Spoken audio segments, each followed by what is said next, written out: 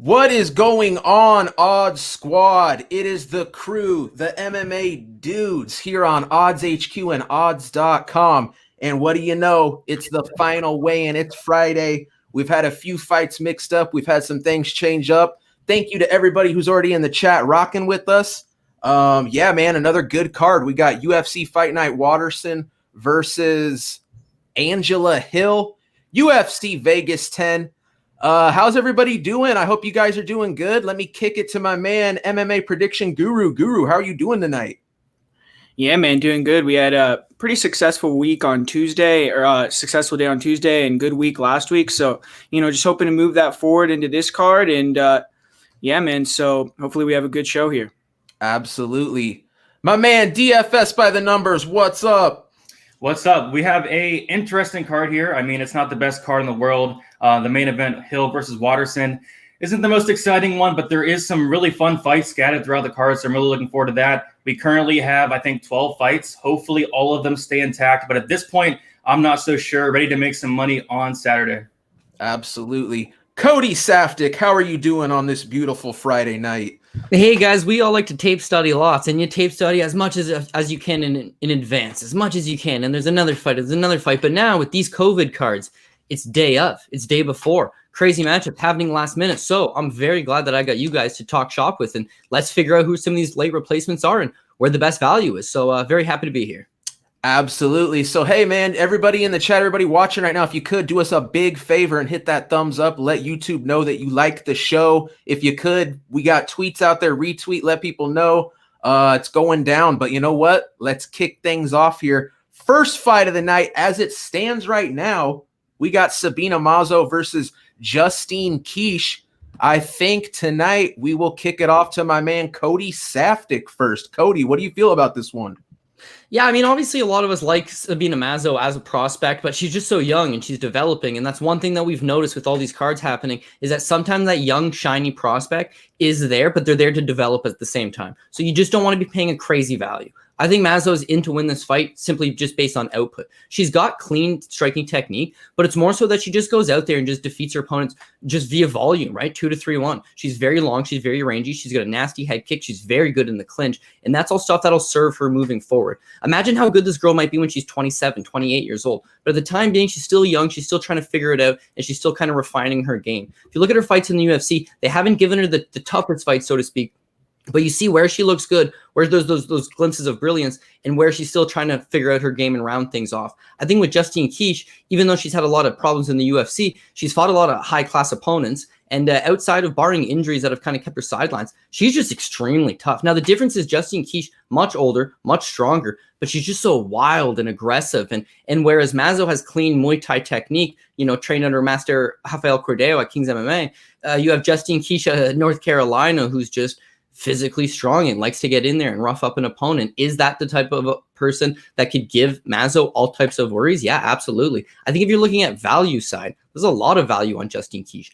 I'm finding myself siding with Sabina Mazo because the price is so off, and I do think that there is some value in Kish. I think the smartest move is just avoid this fight. We got a 12-fight slate here. Plus, if you mix in some Bellator over the course of the weekend, there's a lot of good options. Kicking off that UFC, we're always antsy to get some money on the very first fight. And to that extent, I would say if you are going Mazo, you take Mazo by decision. She's gone to decision with lesser fighters than Justine Kish. Justine Kish is extremely durable. So as far as I'm concerned, Mazo by decision. But again, I mean, the value is just not quite there. So I'm looking at pass as being the smart move. Absolutely, man. Beautiful stuff. DFS by the numbers. How do you feel about this one? Yeah, not a fight I'm overly interested in. Mazo's like minus 235. I do think that's a little too wide, but I do think she wins. She's 23 years old, still young, still growing. I think she has a lot more upside than Kish, who is 32 years old. Not overly high on her. I think Mazo wins just based on output, based on being the better fighter. But Kish could make this close, could make it a grinding fight. Kish is very, very tough. But I got to go with the younger fighter here in Mazo. I do think she's better, but women's MMA, minus 230. This is a parlay card. A lot of these fights are like the lines are really wide, and I'm going to have a big parlay. I don't usually do that, but like kind of a Hail Mary. And this is one of those fights I'm going to just leave out because the line is probably too wide. And it's women's MMA, and I don't know. I don't really have all that much confidence in Mazo, but she should get it done. But I'm not confident enough to bet it. Maybe by decision, minus 135. I think if she does win, it is by decision. Not an awful line, but I think the best bet is just to pass on this fight. Absolutely, man. I feel very similar. Guru, what can you tell us more that these guys haven't already got into? Yeah, they kind of broke it down. I agree. I mean, there's really not that much value here on Sabina Mazo, but I will say it's good to see that she is improving throughout her career because I feel like in her first fight in the UFC, she got taken down and she was backing up a lot in the fight, trying to throw these jabs going backwards. But the issue with that was, she just didn't have a lot of power. And then in her last two fights, she's been coming forward a lot, throwing way more volume. She had a lot of pretty big shots against JJ Aldridge, and she was still able to stay in the pocket, keep inside. And I felt like Justine Kish, she is known for aggressiveness, being super strong and durable, stuff like that. But in her last fight, I kind of felt like she didn't look the same coming off that layoff. She was kind of struggling to get inside. She landed like very minimal amount of strikes on Pudilova. That was a real bad fight, but I still can't trust Mazo. Maybe Kish will look a little bit better here off the layoff. This is her second fight of 2020, so we'll see what happens, but I got to go with Sabina Mazo here. Yeah, man, I tell you what, I'm with you guys. It's just one of those things. Sabina Mazo, I remember when she came into the UFC, her first fight, I was like, man, I know this chick's young, but I don't think she's very good. Now, I don't know if that was a mixture of octagon jitters and just inexperience, but the one thing that I can say about Mazo is she seems to grow tremendously between fights. And, that's going to happen when you're at King's MMA. I mean, Rafael Cordero, like Cody said, she's getting coached by some of the best coaches in the game at 23 years old. There's a lot of potential here that, here in 3 or 4 years, we're talking about a potential title contender. I really like what I see out of Mazo. If she can maintain these big leaps, I think that this could end up being a fairly easy fight for her, very, very long, very rangy. I did read an interview where she said she's actually contemplating taking even a step up in weight classes shortly as she gets older, which makes sense. She's very big, especially for this weight class. But Justine Kish, an all-around pretty decent fighter who's had some pretty good performances, pretty good wins. At this point, though, man, I say to myself, where do I see Kish being the better fighter? And I really can't come up with a whole lot of areas. I just think Mazo is the better fighter. And like I said, I expect to see probably even a better version of Mazo up to this point. I'm all over Mazo in this one. Like you guys said, the line is definitely too wide. This is women's MMA. What are we going to do with this one? Maybe if you're feeling real confident in Mazo, you throw her in a parlay, do something like Cody said, take her by decision to sweeten that number a little bit. But I'm on Mazo. But all in all, I think this should probably end up being a pass. Anybody got anything we want to add to that one? Mm-hmm. All right. Well, I tell you what, it looks like our fight lineup's been shifted. And as we've talked about, we've got a lot of short notice replacements, a lot of things going on. As it shows right now, our second fight of the night is going to be Bryan Barberena versus Anthony Ivy. Guru, do you want to kick us off on this one? Yeah, man, this is an interesting fight because I will say I like what I saw from Bryan Barberena at the weigh-ins. He didn't look like he had a super hard weight cut, looked pretty good shape, but there's a lot of things, that has been said with his camp. Like he went up to 250 pounds. He's had a back injury, and I think it was like a career-threatening injury. So he hasn't fought in over a year. He's coming off 2 TKO losses. So I do think it's an interesting spot for Anthony Ivy to potentially get an upset. But the issue with that for me is, we've never seen Ivy step up in competition and beat anyone really of note. And Barberena's been in there with a lot of really good guys. He has good hands, throws in combination, comes forward. And unless Anthony Ivy can get takedowns, I just don't trust him to be able to stay tough with his chin, because we've seen in multiple fights where he gets hit, he'll shell up and kind of, just allow guys to take him out, or sometimes he'll weather the storm. But against these better guys, I just don't know if that type of defense is going to work. So I just feel like Barberena is the safe play, but I wouldn't be super shocked if Anthony Ivy comes in here, uses his grappling, which he's good at, and gets a win, because we have seen Barberena taken down. He is pretty good at getting back up, but yeah, I mean, I'm going to go with Barberena here. Sure. DFS by the numbers. How do you feel about this one? This is going to be a really good fight. I'm pretty high on Barberena in this spot. I know a lot of people are picking Ivy, but I think that's mostly because they want to fade Barberena, and for a good reason. I mean, coming off that back surgery, I heard he ballooned up to 240, 250 pounds, but he looked fine at weigh-ins. So not all that worried there. I'm just not high on Ivy. I mean, he came into the UFC against Aguilera, someone who also not high on. I actually had Aguilera winning that fight and ended up knocking him out in the first round and the first minute. once Ivy felt that power, he kind of just crumbled, and that's not going to slide against a guy in Brian Barberena here. So I like Barberena. I have him in a parlay myself. I think is a fine parlay piece. It was like minus 270, but people are taking a shot on Barberena, maybe because he looked a little iffy at the weigh-ins, but he looked good from for Brian Barberena's standards. So I do like him to win, probably inside the distance. Barberena inside the distance is minus 120. I actually like that a lot. Ivy has been finished in all 3 of his losses, twice by submission, 1 by knockout. And I don't know, I think Barberena is going to make this look easy unless he's like completely shot. I know a lot of people are trying to fade him because he's been knocked out in his last 2 fights, but that was against Randy Brown and Vicente Luque, 2 guys that would absolutely destroy Anthony Ivy. So I got Barberena here, minus 255. That's a fantastic parlay piece for me, regardless of the potential of he might be a little rusty because of that back surgery and stuff. Absolutely. Cody Safdie, what do you think?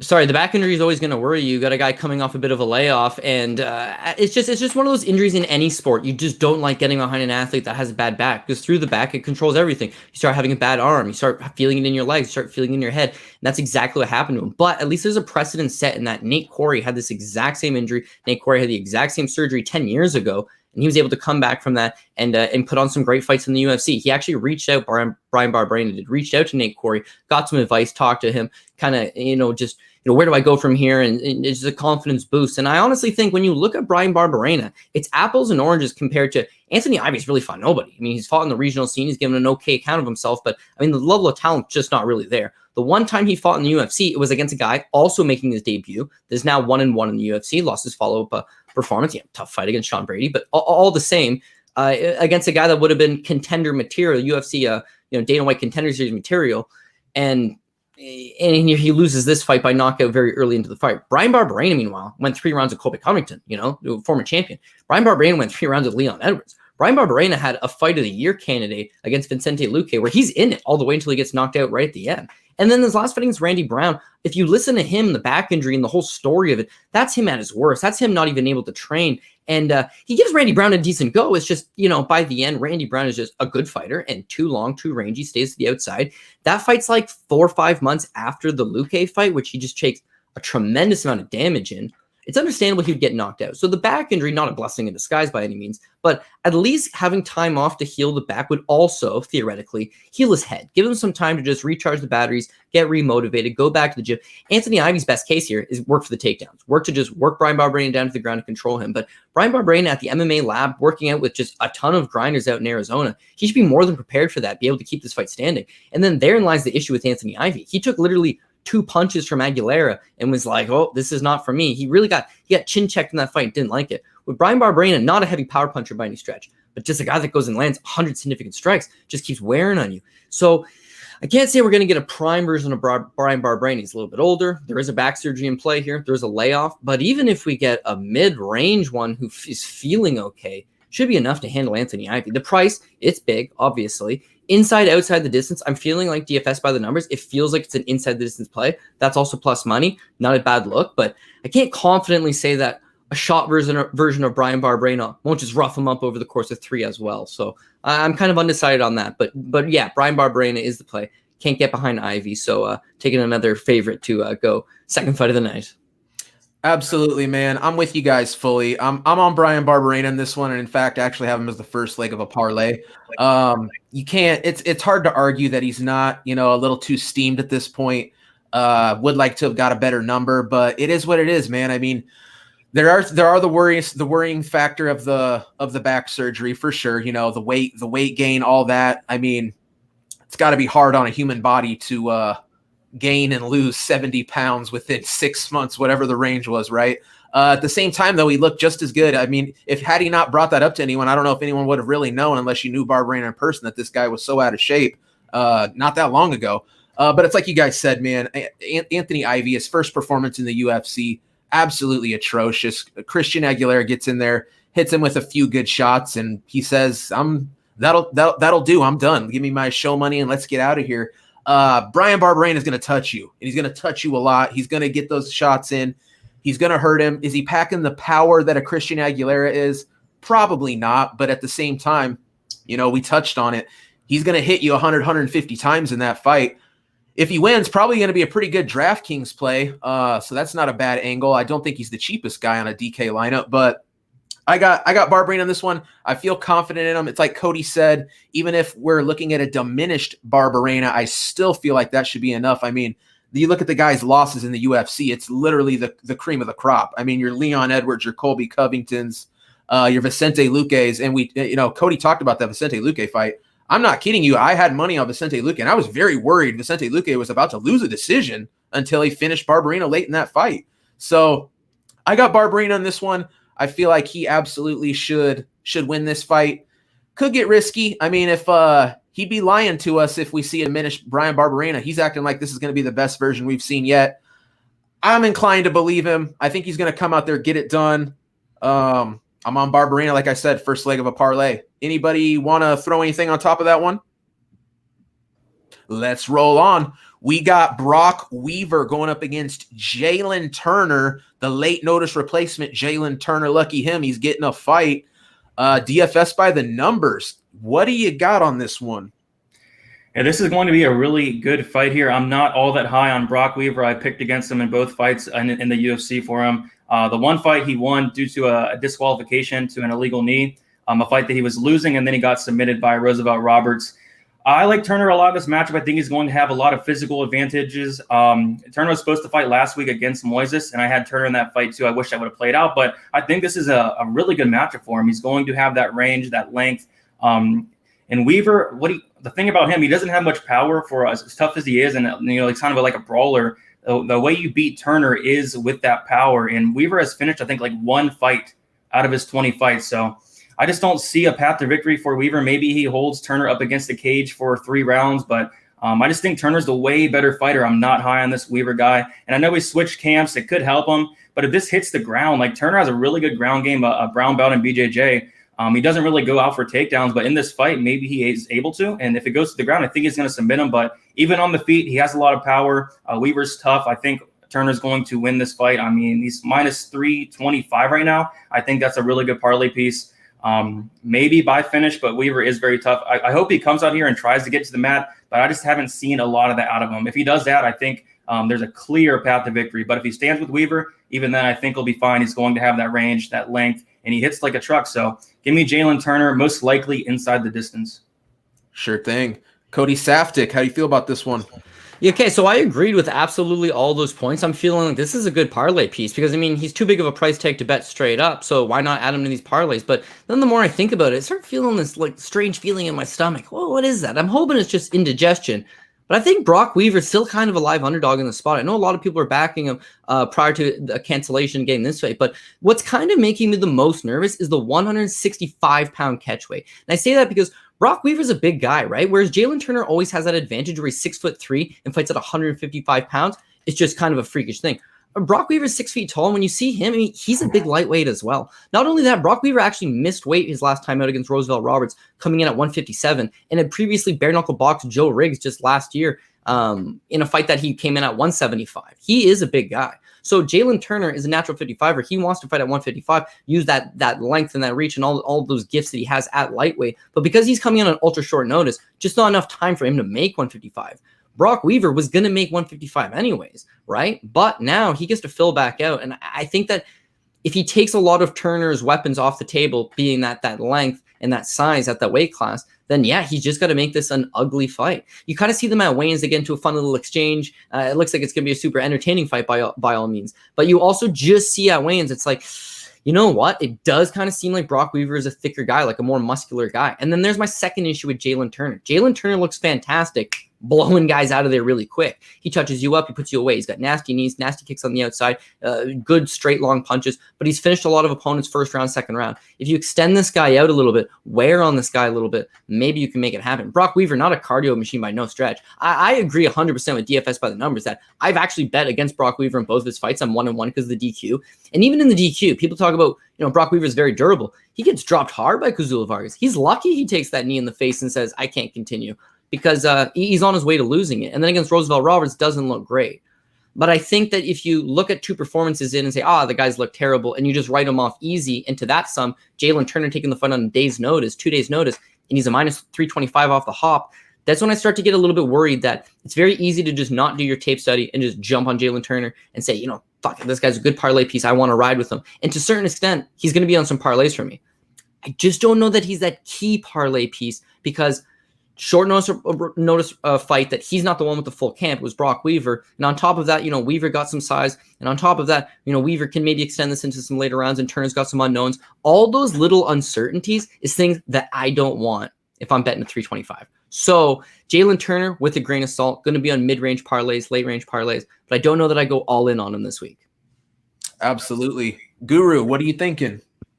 Yeah, I kind of agree a little bit with what Cody's saying. I mean, if you look at Jalen Turner's record, if you look at fights at that finish in the first round, he's won a majority of them, but after the first round, he's 1-3. So, I mean, that's not a great record for fights going out of the first round. So, I mean, if you bet on Jalen Turner at minus 300 or over that, you want him to go out there and finish Brock Weaver with the knockout in the first round. And the one thing you could say about Brock Weaver, even if you don't think he's that skilled or anything like that, is he is very tough, and durable. So it's going to be maybe tough for Turner to get that first round finish. It's just when you look at everything in totality, it is hard to pick Brock Weaver just from his 2 fights in the UFC. Even his fight in the Dana White Contender Series, it was a lot of just controlling against the cage, not a super impressive performance. So at range, I think Turner's going to have a big time advantage, a speed advantage. Obviously, he has the height and reach advantage. So I think Brock Weaver's way to win the fight is just to try to control it against the cage.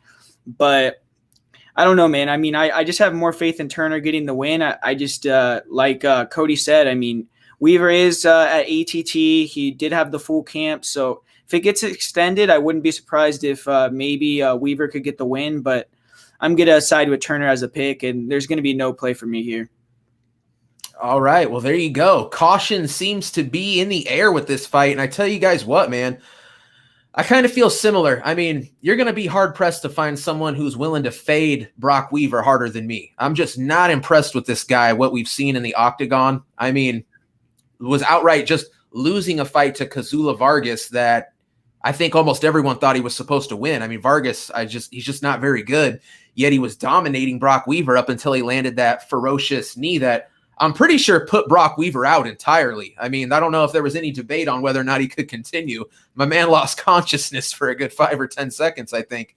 But yeah, man, Jalen Turner, I mean, a guy that is a little bit questionable at times. I know when we had the matchup last week, Thiago Moises, Jalen Turner opened up as a pretty hefty underdog and got bet down quite a bit. And I think all 3 of you guys were on Turner. I was the only one willing to take Moises there.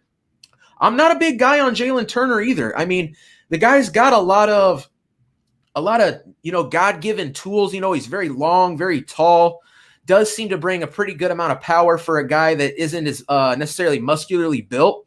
Does have good striking, good skills relatively everywhere, but I got to tell you guys, man, I'm feeling that same feeling you guys are feeling in my gut that there's a chance Brock Weaver wins this fight. At the same time, could I ever bet Brock Weaver? He's going to have to really show me something before I could ever even imagine betting Brock Weaver. And if I'm being honest, I'm sure I will end up working Turner into probably at least one parlay. I'm not sure who I'll pair him up with yet, but I think I'll be getting a little something on Turner, but nothing major. Definitely no straight bets, anything like that.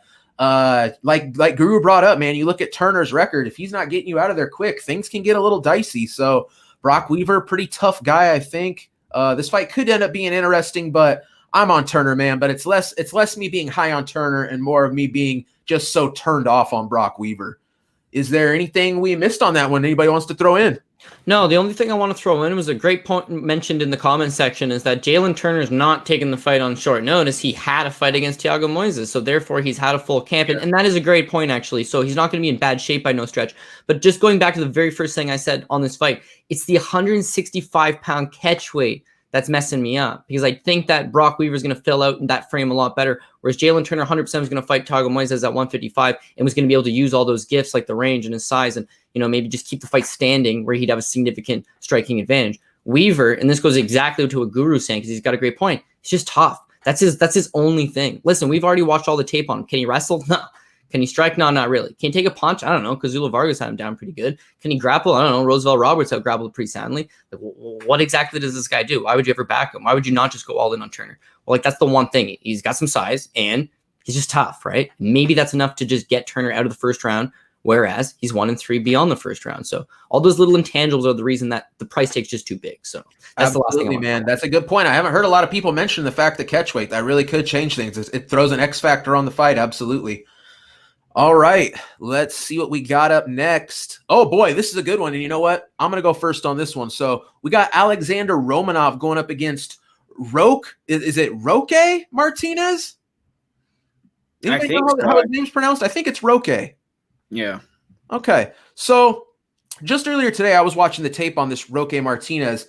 I tell you what, man, I think this is a tougher matchup than what Romanov was dealing with in his first fight. Honestly, you know, I watched the Crow Cop fight. Roque was holding his own, was doing pretty well in that fight. I was actually quite impressed. You know, you look at this guy at weigh-ins earlier today, you're looking at the physique, you're like, oh man, who's this sloppy looking heavyweight? This guy's no joke, man. This could end up being a far more dangerous matchup. I want to say they opened up Romanov at like a -400. That's far too wide. I think Roque could absolutely win this fight on the feet. Actually had some really good takedown defense from what I could tell too. Now, is it going to matter? Is Romanov going to go in there and Romanov? Yeah, probably. And I'm going to end up taking Romanov, but I do think there's some danger here. Romanov, big Russian, wants to get in there, hit that takedown, and just smash you from top position.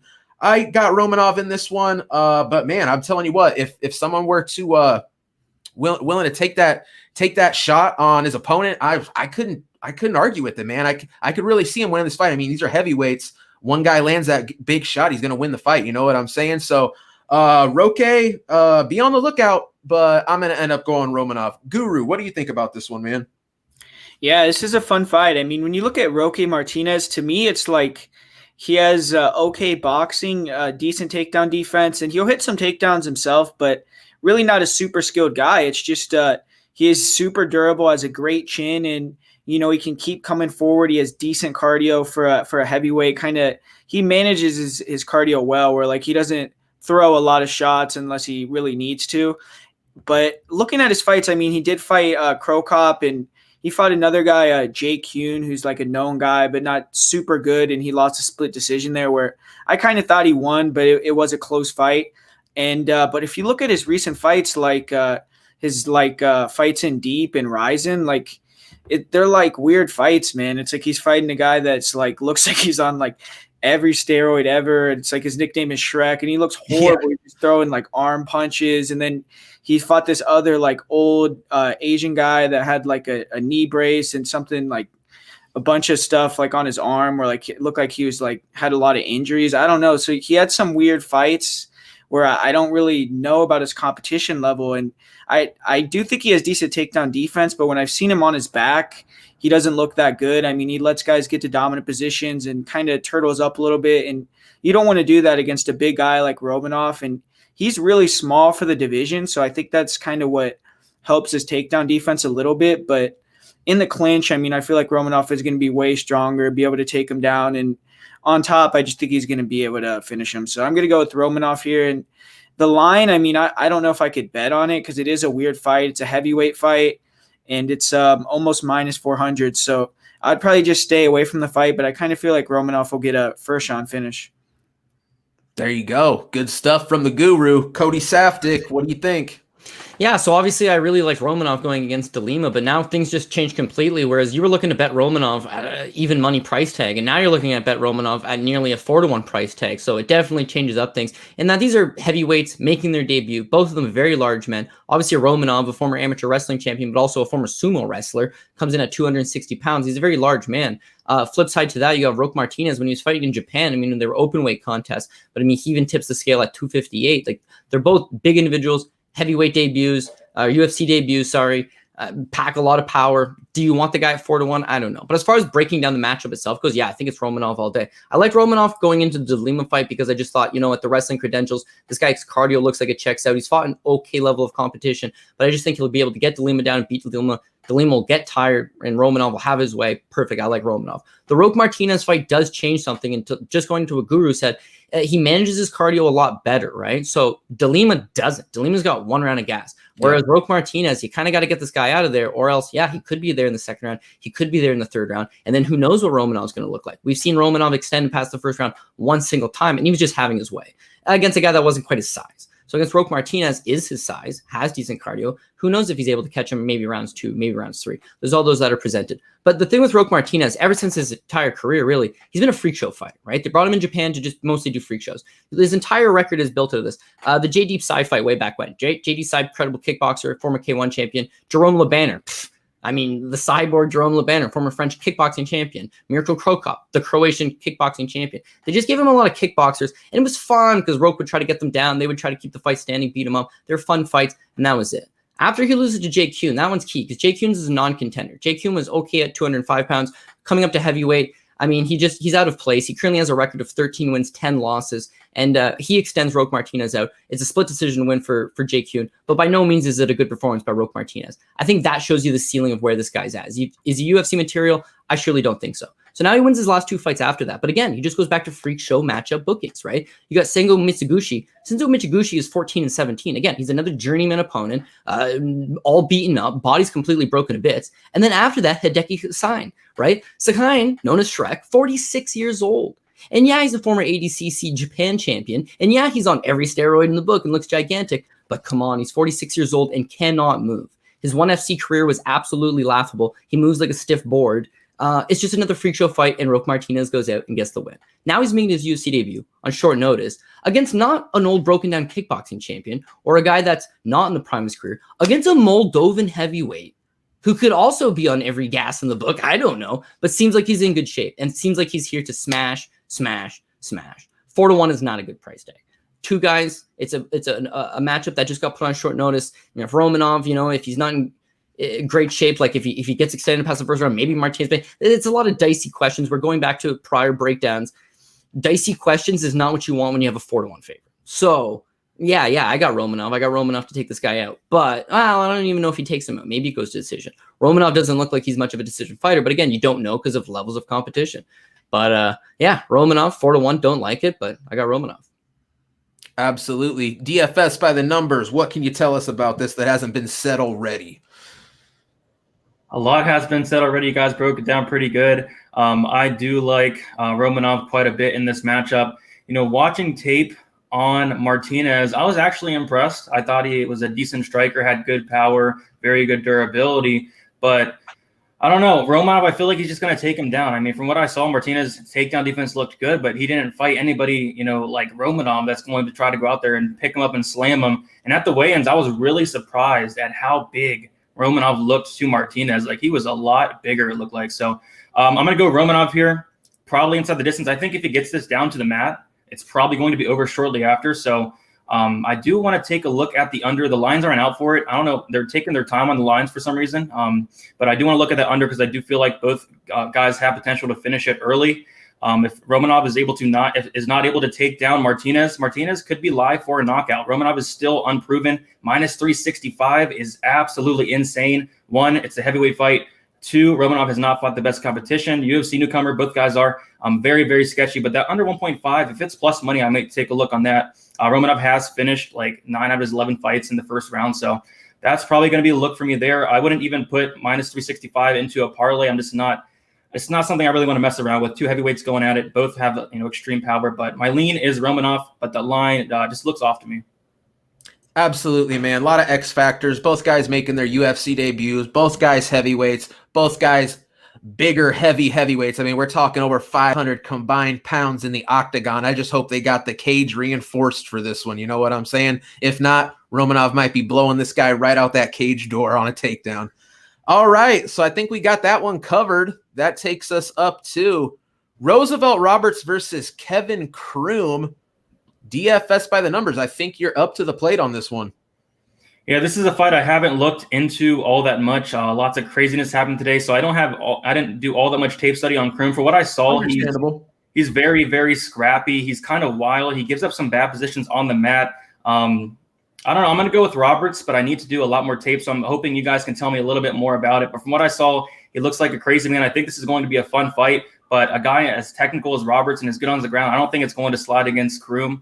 I don't know. I think Roberts is probably going to be a big favorite. But like I said, I have a lot more looking into do. So let me know what you guys think. Well, Guru, what do you think about this one?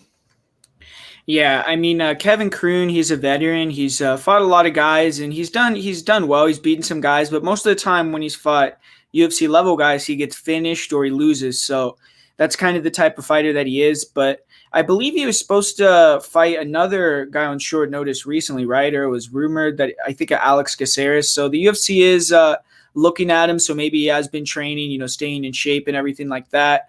But from what I see, he's just a guy that very wild on the feet. I mean, he could knock you out, but doesn't really have great striking and just wants to use the striking and close the distance to get you to the ground. But on the ground, I mean, he's aggressive, but kind of sloppy, leaves his neck out there. And I actually feel like Roberts is going to get, that signature guillotine that he has and finish the fight that way, most likely. But, looking at Roberts, he's obviously coming off that loss to Jim Miller and been a little bit disappointing in the UFC. I mean, I know Dana White said he was like one of his favorite prospects, but he hasn't really blossomed to be like where he's like the higher level yet. But I still think he has potential, and he has, he's long. He has good straight punches. He's going to be way better on the feet. I feel like on the ground, he's going to be better too. And I just feel like he's going to catch that guillotine. So I'm going to go with Roberts here.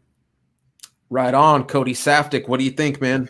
I think it's super cool that Kevin Kroom's getting a shot in the UFC, considering the guy's been around for a long time. He's been fighting professionally for 11 years. This is a guy that fought Justin Gaethje once upon a time. He's also fought 5 UFC veterans and defeated just one of them. He's mostly always a bride, never a bride, or always a bridesmaid, never a bride. Kind of that guy that gets a good fight against a UFC veteran. Maybe this is his step to jump up and then just doesn't quite get there. But I mean, he's fought a ton. He's a very exciting fighter. And him jumping in to fight Bruce Leroy wasn't like the UFC had pre-booked this fight months in advance or anything like that. He was jumping in to fight Bruce Leroy on like 2 days' notice. They needed somebody. He just fit the description. He came in. The fight didn't materialize. They appreciated him stepping up to the plate, and so they gave him this other opportunity and say, here you go. Here's another fight on 2 days' notice against Roosevelt Roberts. Whereas he's very exciting and he's gritty and he's going to make it a fight. I just think Roosevelt Roberts has got the technical superiority over him. I mean, he's a better grappler. He's a better wrestler. As far as us thinking maybe he had some cardio issues coming off of, Vince Pichel fight or Jim Miller fight. Vince Pichel is gigantic, very big for the weight class, very strong, very draining type fighter. It's understandable to lose a clinch war to a guy like that. Jim Miller, high-level black belt. Guy did wrestle collegiately way back in the day, prehistoric era, but a good grappler all the same. And, he gets some. If you don't have those kind of X-factor advantages over Roosevelt Roberts, he's just going to have his way. As far as the striking goes, he lacks punching power, but I mean, he's a long-rangey guy, 6'2", knows how to use that to his benefit. With Kevin Kroom, he didn't have a great training camp going into the Bruce Leroy fight. Then the fight gets canceled. Then all of a sudden you're rebooked on 2 days' notice. So he's a guy that we can really say with confidence probably doesn't have a great training camp coming into this fight, but he's here to scrap. This is his opportunity. This is his life's work. He's 17-10, 27 pro fights, lost 10 of them. And I am here on the biggest stage. I'm here to fight. I'm going to give it a go. But I mean, I don't know how you can back him just on the basis of, that's a good story, finally made the UFC. I mean, he's been in spots like this before. And unfortunately, he's a little bit wild. He's a little bit reckless. And the better fighter usually capitalizes on that. I expect Roosevelt Roberts to do that. So I got Roosevelt Roberts. Yeah, I'm with you guys, man. I got Roosevelt Roberts in this one. I just feel like, maybe there's a chance that he'll be at a slight disadvantage certain areas of the grappling game. But other than that, man, I just see Roosevelt Roberts being the all-around bigger, better fighter. It is a little bit concerning. Roosevelt Roberts did get snatched up in that armbar against Jim Miller. But, I mean, let's think about the credentials here. Jim Miller, far better than Kroom when it comes to the grappling game. You do look at Kroom's record, though. I mean, the guy's got a lot of submissions. So, don't get me wrong. Could he play spoiler here? I think he might. If he finds that position, he could lock something in. But, man, Roosevelt Roberts, a guy who, honestly, at times I have questioned his fight IQ. I still feel confident enough in him. I just think Roosevelt Roberts, is going to win this fight. Roosevelt Roberts was the guy who's actually getting ready to fight. I mean, I'm betting Kroom's probably been ready. He was ready to fight last week. Has he had a real training camp? That I'm not sure. Maybe it's been a week. Maybe it's been 2 weeks. Maybe they've had him more on standby and he has been ready. I'm not really sure. But what I know is win, lose, or draw, Roosevelt Roberts is the better fighter here. I mean, Kroom's going to split decisions with guys with losing records, guys that are just not UFC caliber guys, and it's not that long ago. It's 2-3 fights ago. You know what I'm saying? Roosevelt Roberts, I believe, is UFC caliber, and a guy that, you know, if he can really start putting the pieces together, should start making an impact. He just needs to get over some of these bad losses and some of this bad fight IQ, and he could be back on Dana's good list, you know what I'm saying, of up-and-coming prospects. So I got Roosevelt Roberts in this one. Feel pretty good about it. I think it would have to be it would be more of a failure on Roosevelt Roberts' part, a huge error for him to lose this fight, than it would Kroom coming out and looking very impressive. So I got Roosevelt Roberts in this one. Does anybody want to throw anything on that? They don't have any line for that, right? Out yet? I don't know. We could look. Let me give it a look here really quick. No, I don't see it anywhere. I'm looking on Best Fight Odds right now. I don't see. They still have Frivola Roberts up. So you guys think that'll be like a minus 400, another one? I do. I do too. Yeah. Yeah. I think so too.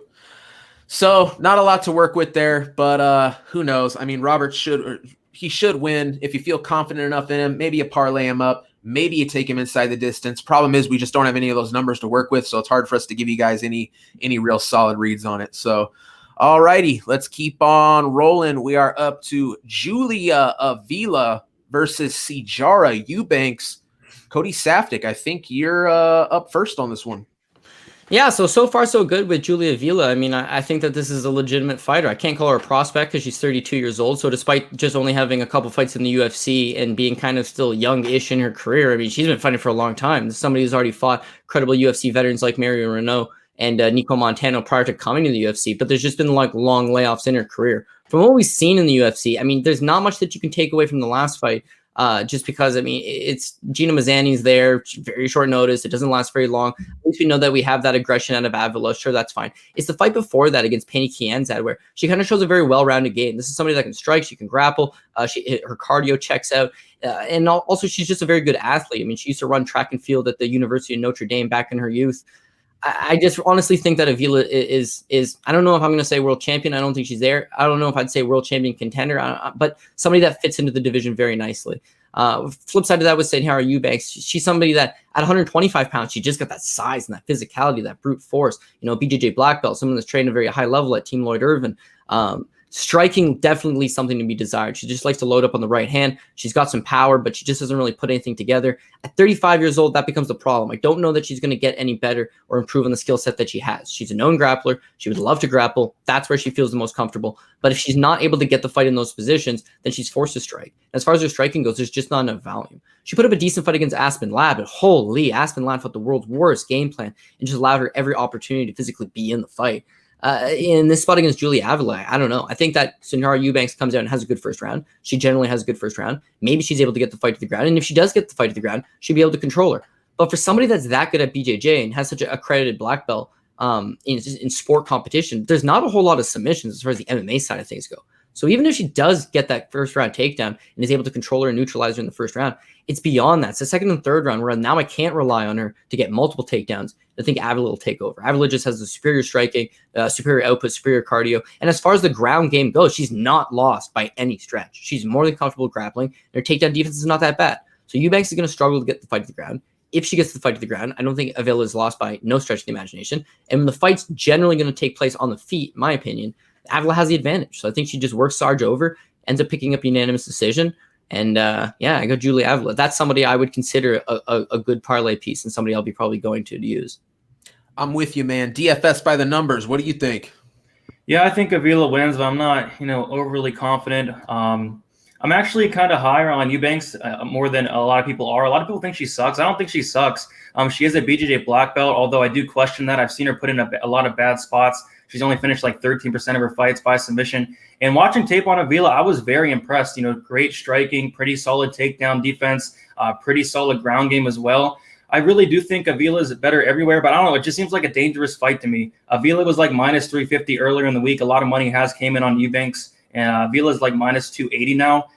Not something I'd personally parlay, but I can see why. Eubanks does tend to slow down as the fight goes on. In the Moros fight, her last fight, she looked really good.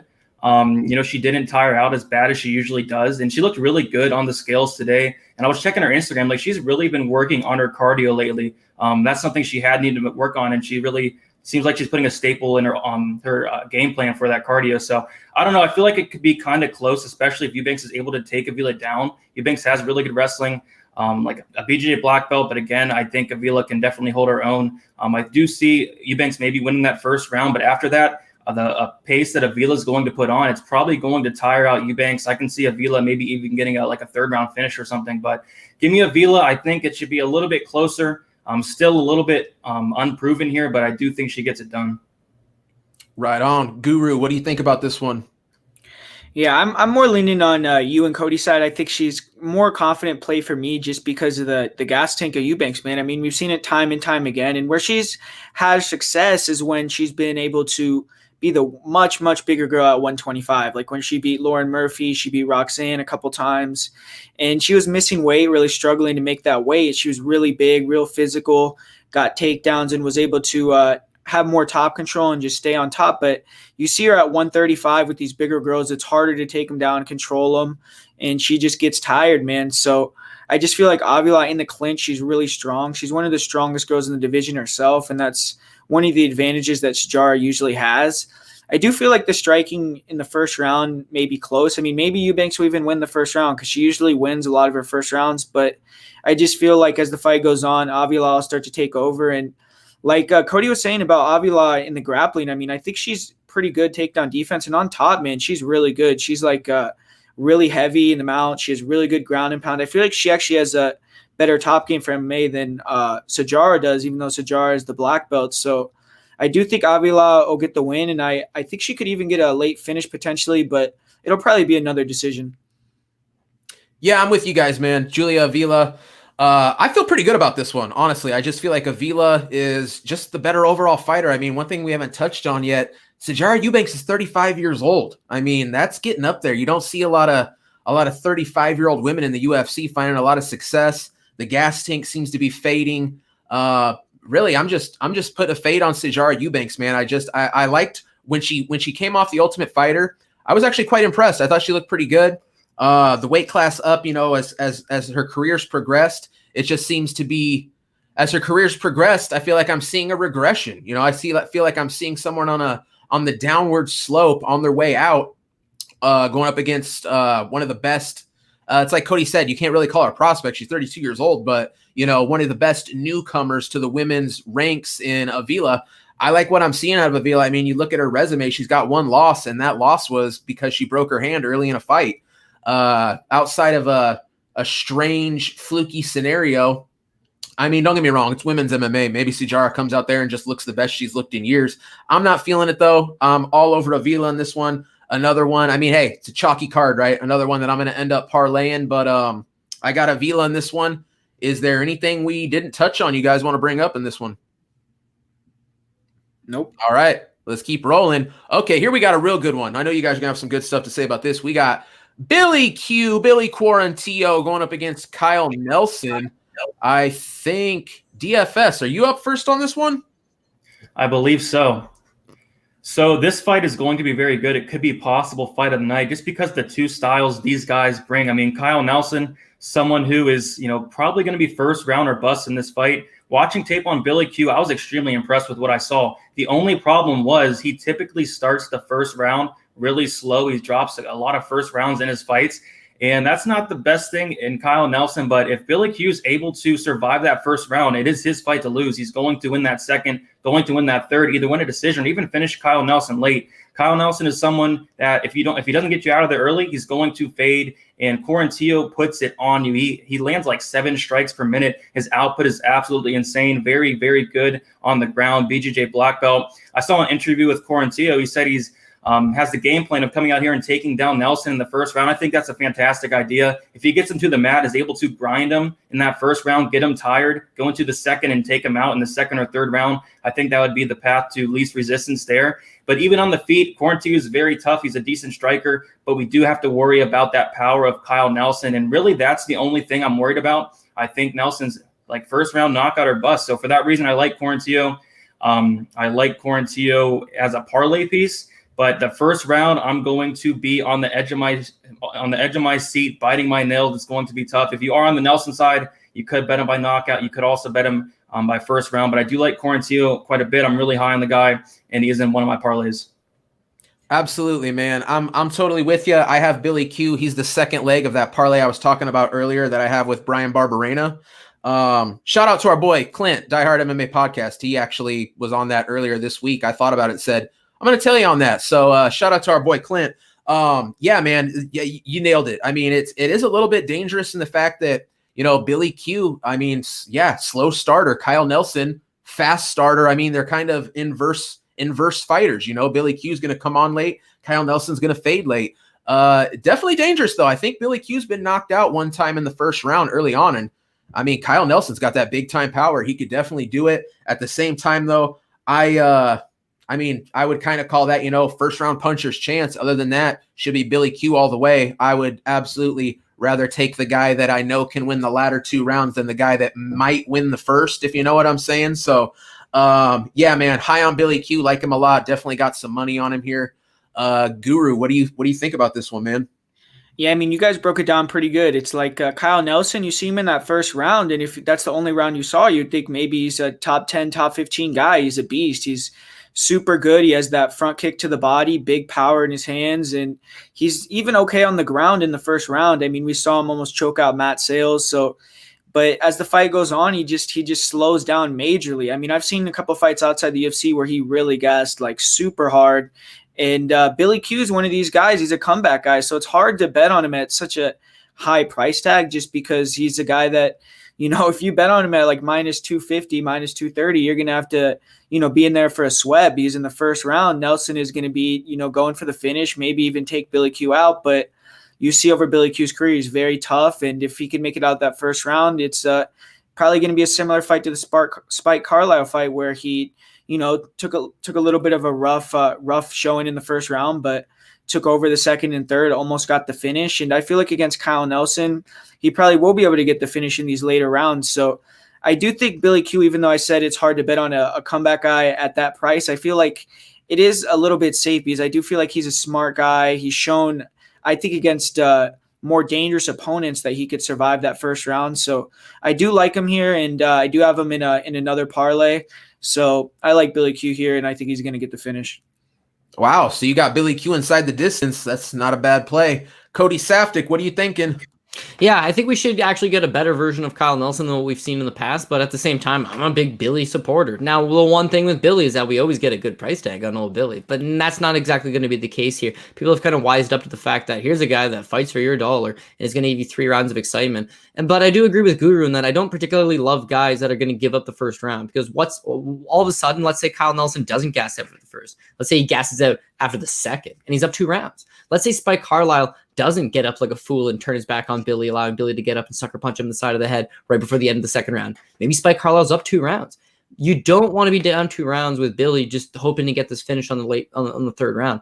But I mean, as far as styles make fights, this is a style that heavily favors Billy in that he's got an unbelievable gas tank. He doesn't seem to slow down. And Kyle Nelson has not won a second round in, I think, 4 years. I mean, he either knocks out his opponent in the first round or, always looks kind of good in the first round. And then beyond that, I mean, starts to fatigue. Now, he's coming in weigh-ins and, geez, he looks in fantastic shape. I mean, guy looks like he's definitely been putting in the work and putting in the time. But I know for a fact he's been putting a lot of time in his kickboxing. And so just like everybody who's breaking down this fight, yeah, his path to victory is use that kickboxing, get that first round knockout. But Billy's a little too wise for that. You see, if I'm fighting Kyle Nelson, who's got 5 minutes to knock me out, and he's going to swing leather on me, why bother striking in that first round at all? Take this guy down. Use your superior jiu-jitsu. Use your superior grappling. And at the very least, just wear on him for the first 5 minutes. Just clinch with them. Just clinch along the side of the fence. But let him carry some of your weight. Now in the second round, Nelson's hands aren't going to be as heavy as they were in the first. Now there's a little bit more that Billy's got him tired. Billy can start working him over. And similar to like the Kamala Kirk fight on Contender Series. Billy's not looking good early, but just all of a sudden, Billy's hitting you 2-3 times for every time you're hitting him. It starts to wear you down. Now you're getting slower. Now all of a sudden, geez, these punches weren't hurting before. But now just everything's landing. My mouth's open. I'm gasping for air and I'm bleeding and I can't breathe out of my nose. And Billy's still there and Billy's still going. Billy's really confident right now. He's just got a wave of momentum. I think if you're Kyle Nelson, you've also got this momentum of that first round KO of Polo Reyes. But being that it was only a 1-minute fight, you didn't really get to test out that new, cardio. So I don't know. I got Billy. And then if you're thinking puncher's chance, maybe Kyle Nelson's got that puncher's chance. Billy's not exactly a chinny guy. Been knocked out once in his career. And it was a head kick, nasty Michelle Canona's head kick, caught him off guard. They always say it's the one you don't see coming. Well, he didn't see it coming, and it was a kick to the head. With Kyle Nelson, it's like he's going to stand there. He's going to throw bombs. Yes, he is strong. Yes, he is physical. But beyond that, I think Billy takes him into some deeper waters, and he's able to control him. As far as the grappling goes, yeah, I think Billy's just got a big advantage. You consider Kyle Nelson versus Matt Sales. In the first round, he is soundly outstruck bad, like 58-10. I mean, where's the punching power there? But Matt Sales is a good technical striker. He's slick, and he beats him. The second round is where Nelson has success. He's able to finally get the fight to the ground. But again, none of it's, I mean, he tries for the rear naked choke, but there's no ground and pound. It's mostly just control this guy, hold this guy down. That's unbelievably difficult against Billy because he just scrambles the whole time. He's got a nasty back take. His triangle's good. His armbar's good. He's always fishing for submissions. And he's not the kind of guy that fishes for 3 submissions and then lies on his back because he's tired. He fishes for 3 submissions and then fishes for 3 more. Just keeps going. And I honestly do think that's his key to victory here. So I got Billy. And as much as I could say, well, geez, I'm a little bit worried. Well, what fight are you perfectly sound? Oh, yeah, this is a walk in the park. They're always a little bit of worry. Billy just feels like he's got less of a similar price tag to Jalen Turner. But when we break down Jalen Turner, I got some worry. With Billy, I don't have quite as much. He seems like another parlay piece. I do have him in parlays, and I'll be riding the Billy Q train. Well, there you go, folks. It's the Billy Q train. Don't let us down, Billy Q. So, all right, that takes us up to, we got Alan Patrick versus Bobby Green. Is it Guru or Cody up first on this one? Yeah, I can take it. I mean, I like Bobby Green. This is another spot where Bobby Green, I mean, it's crazy to think that everyone's talking about this 1-4-1 run and, geez, Bobby Green's always clowning in there and, geez, Bobby Green's just not looking all the same. It's important to note that Bobby Green's just always in these close competitive fights. So that's why you don't mind betting him as an underdog or you don't mind betting him as a slight favorite. But as a bigger favorite, you always kind of get a little bit, weary about it. But I think the UFC is doing him a favor, so to speak, by giving him this Alan Patrick fight, considering Bobby Green's mostly just fought top contenders, former world title challengers, guys that are established in the division. And again, always gives a great account of himself. Then booking him against Clay Guida, that's almost like, okay, Bobby, this is your level. Clay's a forward pressure wrestler. He's a grinder. Going to have to keep him standing. Bobby doesn't look great, but Bobby never looks great because he's in these close fights. But I mean, the Drakkar close fight, which he loses, he loses unanimous. I thought he won. Very close fight. The Francisco Trinaldo fight, I definitely thought he won. Very close fight. There's always these close fights. So you don't feel great betting against Alan Patrick. But the difference is all those guys are, again, top 15 guys that have fought at a world-class level. Whereas Alan Patrick, he's been on for 2 years. He looked absolutely lost against Scott Holtzman. And even though this guy's just an absolute athletic freak, I mean, very gifted genetically, now he's 37 years old. Now at some point it's going to slow down. And all he is just an explosive double leg from the outside, take you down. Bobby Green's been taken down, and he always gets back up. Bobby Green's takedown defense, also not terrible. Grappling, not terrible. His striking leaves a little bit to be desired. He does the shoulder roll. He's more of a counter puncher. So there's a lot of times it's like, Bobby, just throw a little more. Go after him. Move forward. He prefers to be that defensive guy. But against Alan Patrick, once his trick A doesn't work, he doesn't really have a trick B. And that's what goes back to the Holtzman fight. Once he wasn't able to get Holtzman down and goes 0 for 4 on takedowns, he's just completely lost. He was also lost in the Maribek Taysimov fight. I get it. Taysimov, murderous hands. Once he couldn't get the takedown, again, just completely lost. His best showings were against guys that had absolutely abysmal takedown defense. Bobby Green doesn't really fit that category. So whereas Bobby Green was on this bad roll, but I mean, fighting very competitively against top guys, now he beats Clay Guida. He gets the rematch against Lando Venata. People thought he lost the first fight, even though I thought he'd get a good, it's the point deduction that ultimately leads to the draw. But he gets the second fight with Lando Venata, and he looks better than ever. Looks even better. He's making those improvements, even though he's not exactly a young fighter. He's been around the block a few times. He's an older fighter. He's the perfect gatekeeper. Tough to put away. He's going to give you rounds. Going to show you different looks. Perfect guy as a gatekeeper. Alan Patrick's not knocking on the door past a gatekeeper to move up. I'm shocked he's even still on the roster. And to that extent, Bobby Green's won 2 fights in a row. Hasn't looked terrible his last 4 fights. Why would you even give him Alan Patrick?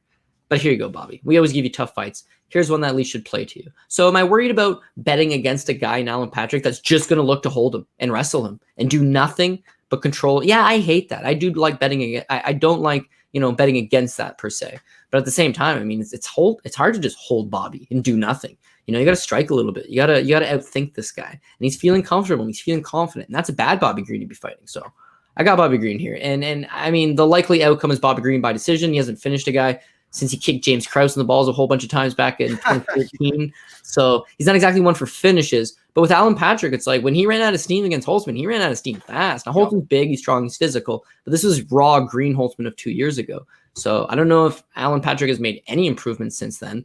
And, yeah, it's a dicey spot because there's unknowns on him and he's got a weird style. But I think Bobby Green's the clear play here.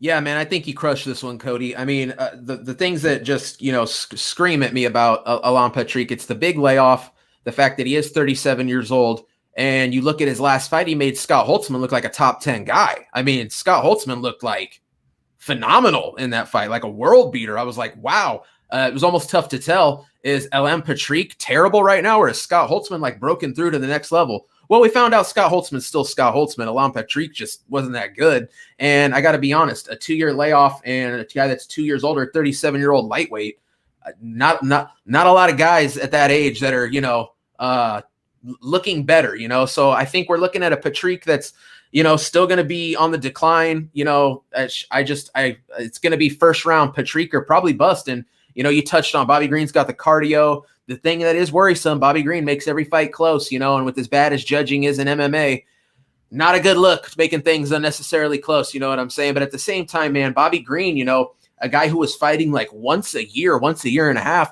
Now Bobby Green's popping off, man. This quarantine, he's getting him in. He's active. I like an active Bobby Green, an active Bobby Green. He's done well. You brought up the Clay Guida fight. Didn't necessarily look too good, but I don't know if that's stylistically the best matchup for Bobby. And at the same time, he clearly won the fight, albeit closer than I think a lot of people imagined it would be. A little scary. Bobby Green is the heavy favorite, but I am on Bobby Green.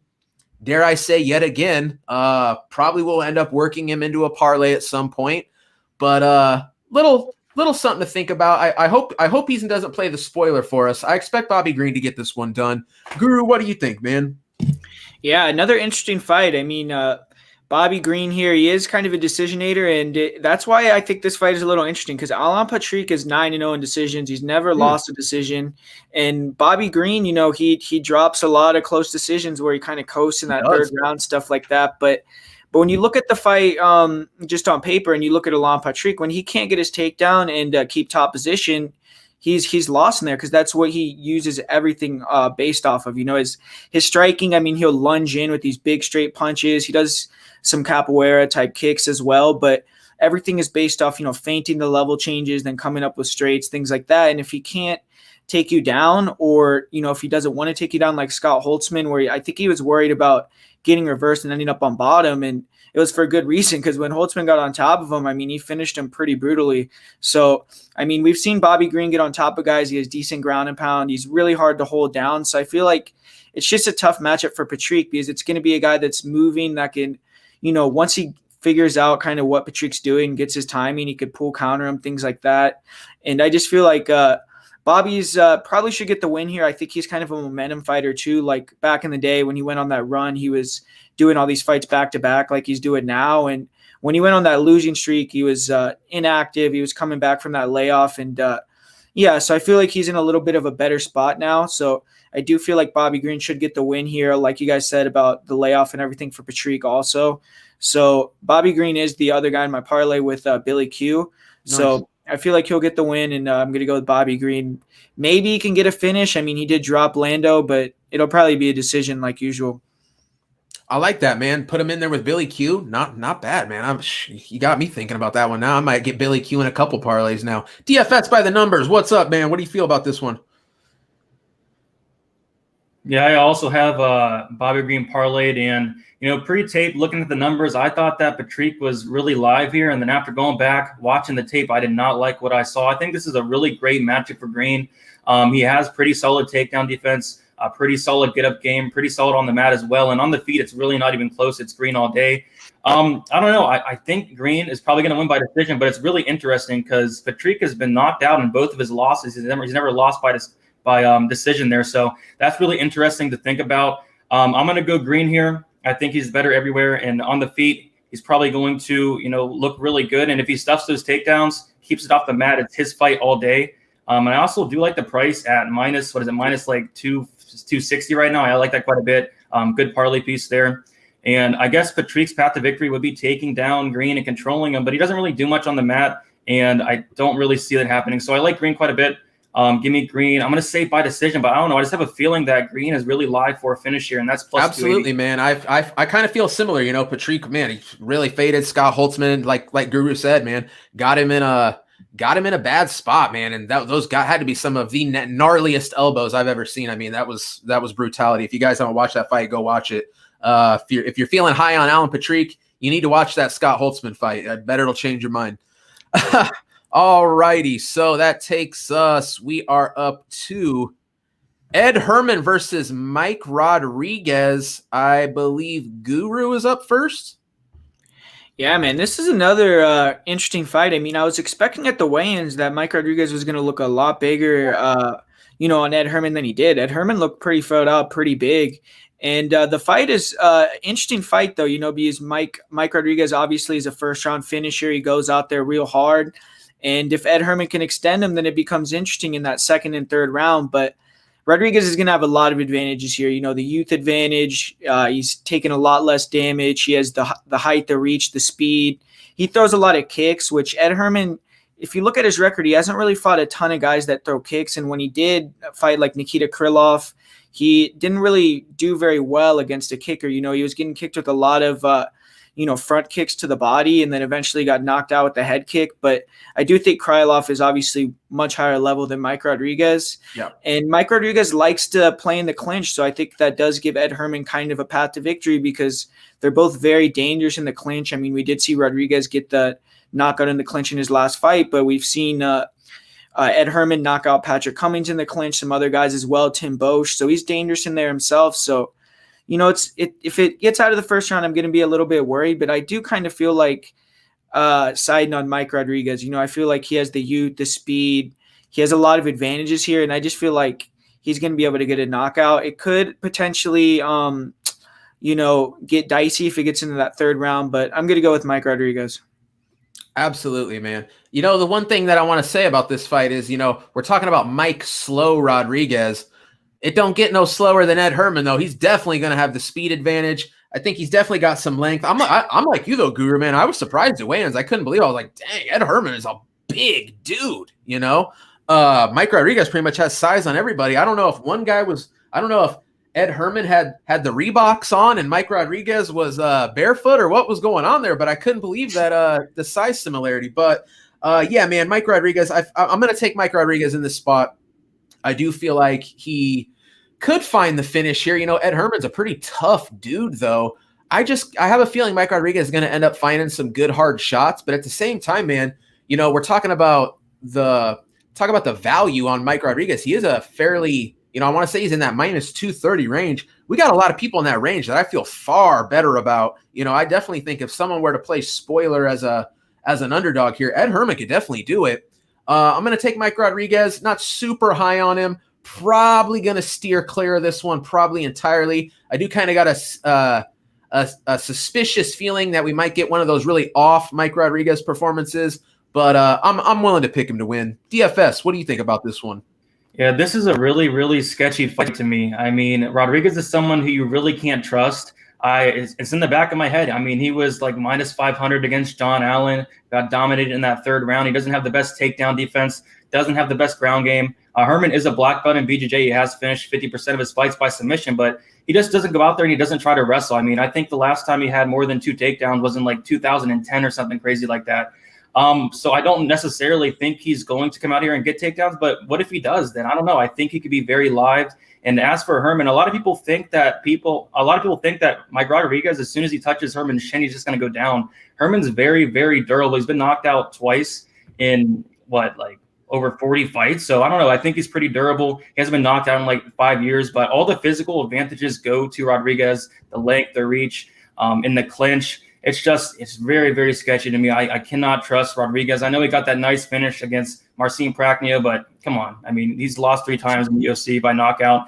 I don't know. I'm going to stay away. I think Herman's very live here. I'm not going to bet it. I'm just going to sit back and watch. But, man, I think it's a lot closer than the line indicates. I'm with you, man, fully. As a matter of fact, I feel better. You're kind of seeing it exactly how I am. Cody Saftik, let him know. Yeah, so with Ed Herman, I mean, this is the spot he's in every single time. I mean, the funny stat here is that this is his 10th straight fight that he's the underdog in. Wow. And surprisingly enough, he's 4-5 over that stretch. So like when he does cash, he can cash as an underdog. This is another spot where he's going to be the underdog. Where are his advantages potentially? Mike Rodriguez, thought to be a pretty durable guy, but I mean, the Da Ung Jung fight certainly shows that the right overhand on the side of the head can definitely fold this guy over. And with Ed Herman, I mean, he's got a sneaky, dirty boxing game. If he's up clinch with you, he can definitely land those short shots. Maybe he's able to hurt him. As far as the wrestling goes, I mean, one would imagine that former, Team Quest Stando, Portland, Oregon's own Ed Herman would have the wrestling advantage. And then, yeah, I mean, we talked about he has a BJJ black belt and a credible BJJ black belt. He looked really good at weigh-ins, looked big, thick, didn't look like he was giving up a 3-inch height advantage. The guy's got a decent reach on him. I mean, he's certainly got the experience. What's there not to like about Ed Herman? But here's what's not to like about Ed Herman. He's just so slow. He's just so unbelievably slow. And the wrestling advantage, I mean, you have to take that off the table because with Mike Rodriguez, yeah, he gives up takedowns. No doubt about it that he's giving up takedowns, but he's always getting up. He's always forcing his opponent to work. I mean, even the John Allen fight, I mean, he gives up, 7 takedowns against John Allen, but he gets up every time. He's making him work. Ed Herman is not one to go and complete more than 1 takedown. I think the stat on, just like DFS by the numbers was saying, he's completed more than 1 takedown in a fight 1 time since 2014. He's completed more than 2 takedowns once since 2011. That's a 9-year stretch. Herman realizes doesn't have a very good gas tank. You see this in his fights. He starts to get tired around 5 minutes. He needs to worry. He needs to either take his opponent out quick or just hope that his opponent's equally going to get as tired as him. Now, they've matched him up really soft against, Pat Cummins just didn't really have the ability to take a punch. Kadis Ibragimov's last time out, Kadis Ibragimov has looked like a total bust in the UFC. But beyond that, just doesn't have good cardio. John Vellante doesn't have good cardio. Tim Boach, once upon a time, Tim Boach, very slow, very plodding, very much like Ed Herman. When he takes on athletes and guys that have speed advantages, that's where he's kind of lost. Now, he's something like 4 weeks out of his 40th birthday. He's giving up 9 years as the elder over to Mike Rodriguez. He's giving up a significant speed advantage. And as MMA Guru said, I mean, he doesn't particularly deal good with kicks from the outside. Mike Rodriguez is a classically trained Muay Thai artist. He would love to stay on the outside and point him away. Could Herman just clinch him up against the cage? Listen, Herman could take him down, but that's just going to tire him out. Wrestling tires him out. That's why he doesn't complete more than 1 takedown. More than likely, if Herman's going to win this fight, it's just like if you happen to catch that Bellator fight that just happened, Polizzi versus Carvalho, hold him up against the cage. That's it. You don't have to take him down. If you're too tired to take him down and you can't strike with him, just hold him against the cage. The judges are going to give it to you. That's kind of live here. Ed Herman is a guy that's a savvy veteran. He's been around the fight game for a very long time, and his advantage would be if he's a little bit physically stronger than the tall, slow Mike Rodriguez, maybe he's just able to clinch him. But there's problems with that too. Rodriguez likes the clinch game. He likes to fire off elbows and knees from the clinch. He has that nice classically trained Thai plum from a Muay Thai style. And I don't know. I just think that Herman could have a good first round, but if he doesn't take out Rodriguez outside of the first, then Rodriguez is just should slowly start to pull away with the striking and the volume. Anyways, I think this is a greasy fight. I think this is a fight that it's easy to write off Herman at almost 40. Just probably the slowest guy in the UFC. I mean, it's unbelievable, but he's an old savvy dog. He's the old war dog that's been around, and there's no doubt he's on a 2-fight winning streak. He's super motivated, and this is a winnable fight for him. I mean, if he puts it together properly, he could show Rodriguez a thing or two. But yeah, going back to Rodriguez, I mean, where you've seen him look not so good, you can give excuses. The John Allen fight, again, got taken down 7 times, got up every time. John Allen popped for steroids right after the fight, so it's excusable to a certain extent. The Ja Ung Jung fight, geez, man, you got knocked out. Hey, man, that is a Korean bruiser. Heavy, heavy hands. And by the way, low-key 3-0 in the UFC. Yeah. Maybe you can slowly just realize, Rodriguez is only 31. Maybe the best is yet to come. But he's a big enough price tag over Herman that I wouldn't feel super safe about it. So I got Rodriguez. I think I got Rodriguez by decision. I mean, with Herman, just so durable, man. And yeah, finally somebody cracked the code on him. But it was like Derek Brunson, who was just in that little streak where he would just bum rush you and absolutely knock you out senseless. So, I mean, again, I think Herman's durable enough to take the punishment from Rodriguez. So maybe you go Rodriguez by decision, but this screams just a sweaty, greasy, slower pace fight potentially. But I do think Rodriguez has got the gifts, the length, the speed to eventually prevail over Ed Herman. Absolutely. So there you go, man. It looks like we're all on Rodriguez, but man, we all got that feeling that this could get a little sketchy. A lot of caution. Like I said earlier, man. You look at the price tag on Rodriguez, I just feel so much more confident in so many people that are right in that same area. I just, Rodriguez would be so far back on my list of guys. There's just got to be 5 or 6 other people in that price range that I feel so much more better about. All right, though, we're moving on to, man, what, the people's main event here, dare I say? And I got a feeling we're going to have some interesting conflicting opinions here. We got Andrea Lee going up against Roxanne Monastery. Who should go first on this one? You know what? I think it's DFS by the numbers on this one. I mean, speaking of sketchy, we got the people's main event here versus Roxanne Monteferri. Right off the bat, like, Lee's a big favorite, minus 295. I think it was even wider than that earlier in the week, but it's always hard to really count out Modafferi. I mean, she won when Macy Barber was minus 1,000. Antonina Shevchenko was a big favorite against her as well. She just seems to get it done. And where this is sketchy to me is Andrea Lee gets taken down quite a bit. Her takedown defense isn't the best. And how does Modafferi win fights? By getting takedowns, by getting some top control. She doesn't really land many strikes on the mat, but she's a grinder. I mean, I don't think she has, any physical advantages in this fight. I think Lee's better everywhere, but minus 300 is just so sketchy to me. I would not feel comfortable whatsoever going out and parlaying this fight. I feel like this is going to be probably one of the most boring fights on the card. I mean, it's not going to be fun, but Andrea Lee should get it done. I'm assuming she's going to be able to stuff a lot of these takedowns. Roxanne has like a 21% takedown accuracy, absolutely terrible. But I don't know. It's very, very sketchy. I do not want to put my money on either side. I see people taking shots on Roxanne as an underdog. I don't hate that. She's done it plenty of times. She comes through as a big underdog, and this is women's MMA. Would not feel comfortable whatsoever laying the minus 300. That's insane to me. So give me Lee, probably like a very close split decision. Minus 300 is absolutely insane. It should be way closer than that. Hey, man, I'm with you, DFS, fully. I mean, I got to be honest, man. Earlier this week, I mean, listen, here's one thing we got to talk about is this is a rematch. Now, don't get me wrong. That was quite a few years ago in Invicta. And, Roxanne won, and, I watched the tape on Andrea Lee. Her takedown defense is just absolutely terrible. And I mean, if Roxanne's going to win this fight, it's like you said, it's going to be through the takedown. Here's the thing for me, though, man. Roxanne, 37 years old now. I know I'm talking about age a lot, but it's important, man. Andrea Lee, a decently aged prospect. The younger fighter here, the fighter that I still feel like is growing, is getting better. Roxanne, I feel like I am seeing the decline. Was she ever a very athletic fighter? Was she ever very fast? Did she ever have good striking? No, none of those things. But what does she do? She cashes as an underdog, as a big underdog consistently. And there is a very legitimate, clear path to victory here for Roxanne Monastery. Earlier this week, I was going to take Roxanne Monastery. I was almost thinking about betting Roxanne Monastery. But as we've approached the fight, I feel like Andrea Lee's going to be taken down. I mean, it's going to happen. I'll be shocked if Andrea Lee has the takedown defense to keep from being taken down.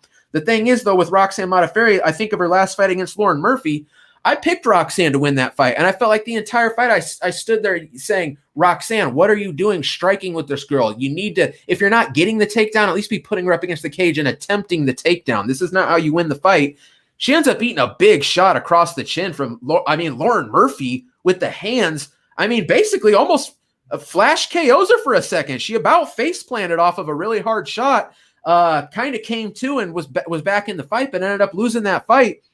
I just can't take Modafferi, man. If this were maybe 2 years ago, I probably would do it. But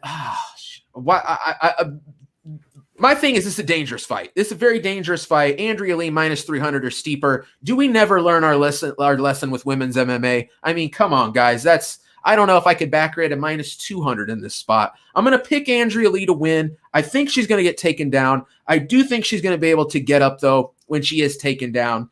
And I absolutely know she's going to have to win the fight on the feet. There's just no way she loses this fight if this fight stays standing. And something tells me Roxanne's just not going to be on the takedown enough to win this fight. Should she? Yes. Can I bank on her doing it? I don't think so. So I got Andrea Lee in this one, but low confidence, man. I'll put this is as far from a bettable fight as we've got on this card, in my opinion.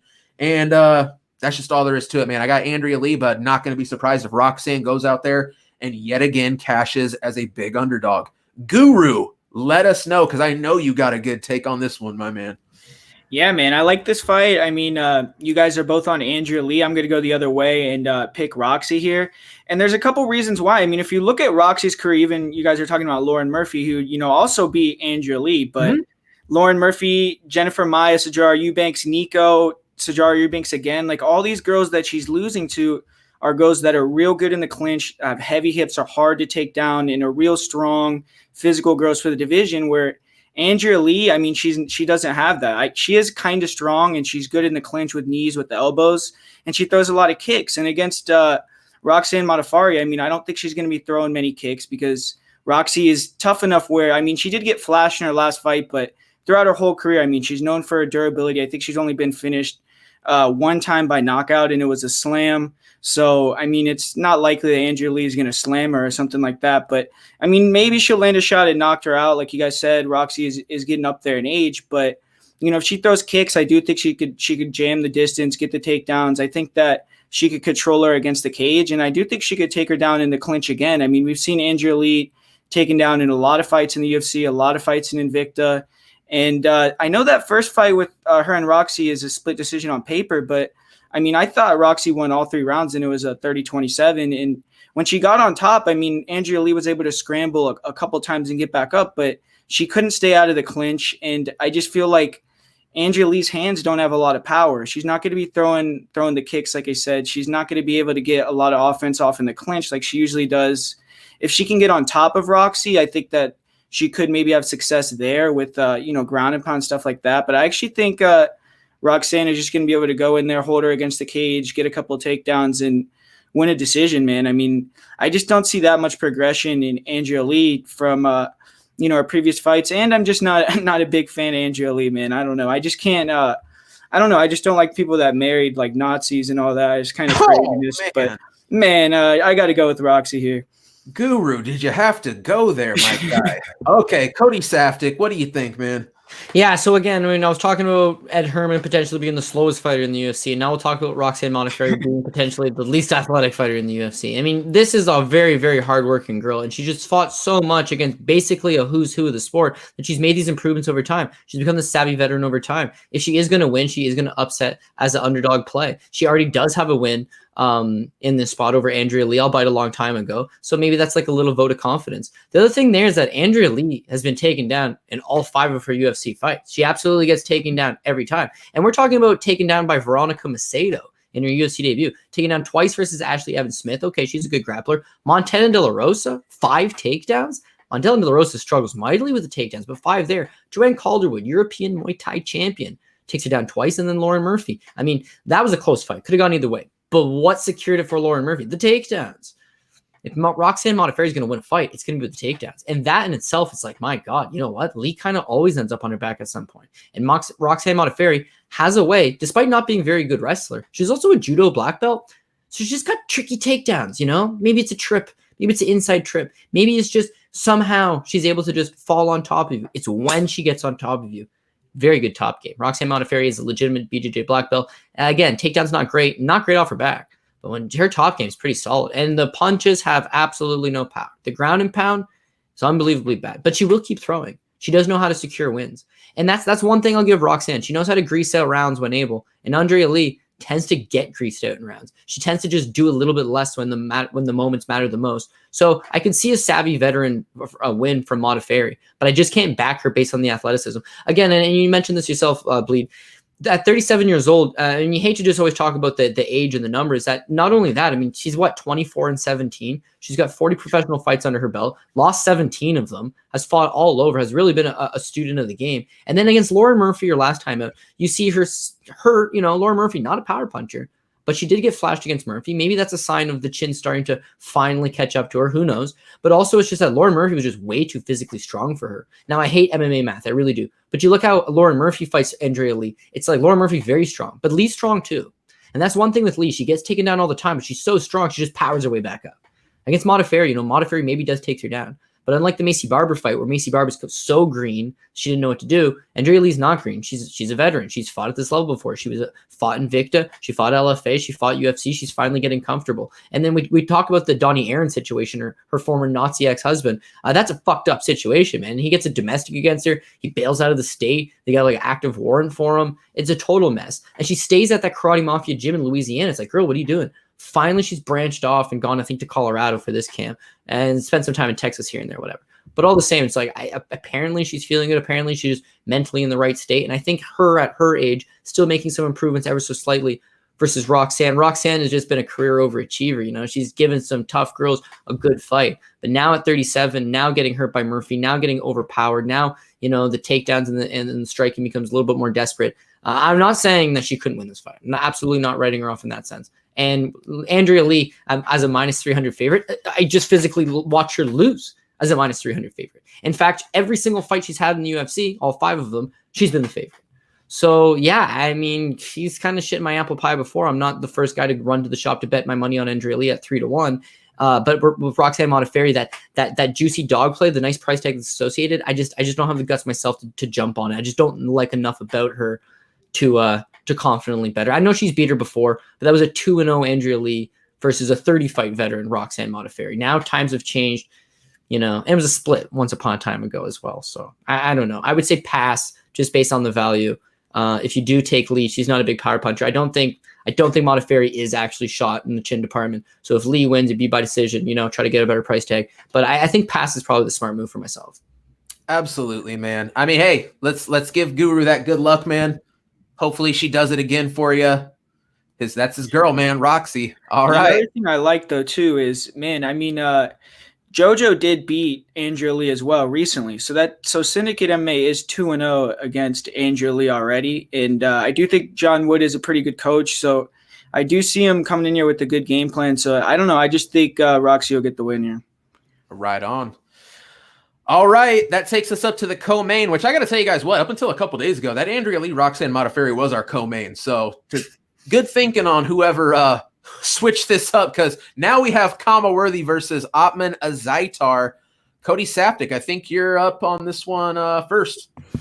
Yeah, so you know what? The more you look at it, the more you think, geez, Kama Worthy, he has come through as the underdog twice, and he does have some variables, and maybe he stretches out Otman Azaitar. But the feeling that I just keep getting, and the feeling I keep coming back to, is that Otman Azaitar is going to look to make this, you know, a dangerous fight. He likes to pressure. He likes to just throw wild. As far as his regional scene career goes in the German regional scene, yeah, he just throws kind of caution to the wind. He's a little too wild. He's a little too reckless. He has a tremendous amount of power, but there is something left to be desired, so to speak. As far as his cardio, geez, not bad. You know what I mean? Like, for someone that's overextending on a lot of these punches and basically just throwing all of his power into them, his gas tank kind of checks out, but it's against a lower level of competition. Coming to the UFC against Timo Packalin. Timo Packalin doesn't have a great chin. You know, he's a grappler, BJJ black belt, former, you know, high level grappling standout. But as far as the striking goes, it's no good. Otman Azaitar looked a lot more patient in that fight. He looked a lot tighter. Looked like he had made improvements. And that's where I just go back to, I think this is somebody the UFC's got some investment into. I know he's like 30 years old. His brother Abu Azaitar is also one in the UFC. He's got a fight coming up. He's 34 years old. They both seem a little bit young, but they're close personal friends with the King of Morocco. And these are a couple of African prospects that, you know, they have a lot of support, a lot of money behind them. And I can see the UFC trying to build these guys. Are they world contenders? No, I don't think so. But I think if you give them the right matchups, you could build them into some fun fights. They're also good personal friends with Ali Abdelaziz. So he generally gets his clients, especially the ones that he likes, very favorable matchups. So against with Otman Azaitar, this fight was actually already booked once already, right? And I think in that fight, Otman Azaitar doesn't get hurt. What happens is he's not able to get a visa to come over. So Kama Worthy ends up, I think, taking on Luis Pena instead. Like the fight falls apart. But Otman Azaitar not injured, but that's the fight he wanted. That's the fight the UFC zoned in and said, you know what, we like this fight. Because Kama Worthy, I think he's got 5 pro losses. He's been knocked out in 4 of those 5 pro losses, generally coming in the first round or early into the second round. A guy that he fights a very fan-friendly, albeit reckless fight style. I mean, he's got good striking. He's got good power. He's actually got good ground game. His key to victory here would be not to stand and throw bombs with Otman Azaitar. It'd be take him down, try to extend this guy into the second and third round, out-grapple him. But I mean, when you listen to interviews with him, he just, I don't care about records. Records are for DJs. I like having fun fights. I like going for the knockout bonus. I like going for the fight of the night bonus. He likes to fight that fan-friendly style. And that fan-friendly style has cost him in the past. Now, when you look at those 5 pro losses, again, 4 by knockout coming in the first round or early into the first round, they're all at 145 pounds. At 155 pounds, yeah, he's won his 2 fights in the UFC. Luis Pena, not a power puncher. Javante Smith, is a power puncher. They were former training partners. They had some mutual respect there. Didn't really let his hands go. And as a result, Kama Worthy takes him out. I think in this fight, we have a good, fun fight where both guys meet in the center of the cage and decide, hey, let's throw down. And that's why, I mean, UFC even promoted this to the co-main event. Is it the co-main event because Kama Worthy's in the fight? Or is it like it's a 1-0 guy in Azatar versus a 2-0 guy who's a -500 underdog and a -300 underdog respectively? Like, why is this the co-main event? I think that goes back to the marketing of Otman Azatar. So listen, he's a slight underdog. This is a card that I got a lot of the favorites on. So I mean, I do want to definitely I don't want to force an underdog play, but I don't feel like I'm forcing this. I feel like they're going to meet in the center of the cage. They're going to throw down. Otman at some point will catch. He's going to catch him and he's going to put him away. Now, Kama Worthy has, again, cashed 2 underdog tickets. He can't be written off, but this is a fun fight. It's a fun fight where I think the more durable Azatar prevails. Absolutely, man. Yeah, Cody, I'm fully with you on this one. I actually have a straight play on Otman at +110. One of the few spots I found that where you could actually place a straight bet that makes sense. I don't think he should be the underdog. I mean, you talked about it. This, for me, I think about this fight, like you said, it's a fight that was previously booked, a fight that seems to be a targeted opponent to get someone that matches up favorably with Otman. You touched on the fact that Kama's been knocked out early 4 times. Like, when he gets knocked out, it happens early. Otman Azatar is going to get in there and he's going to throw those massive bombs. I mean, that punch that he hit Teemu Packalén with, you look closely, the UFC, I don't think really wanted you to see this.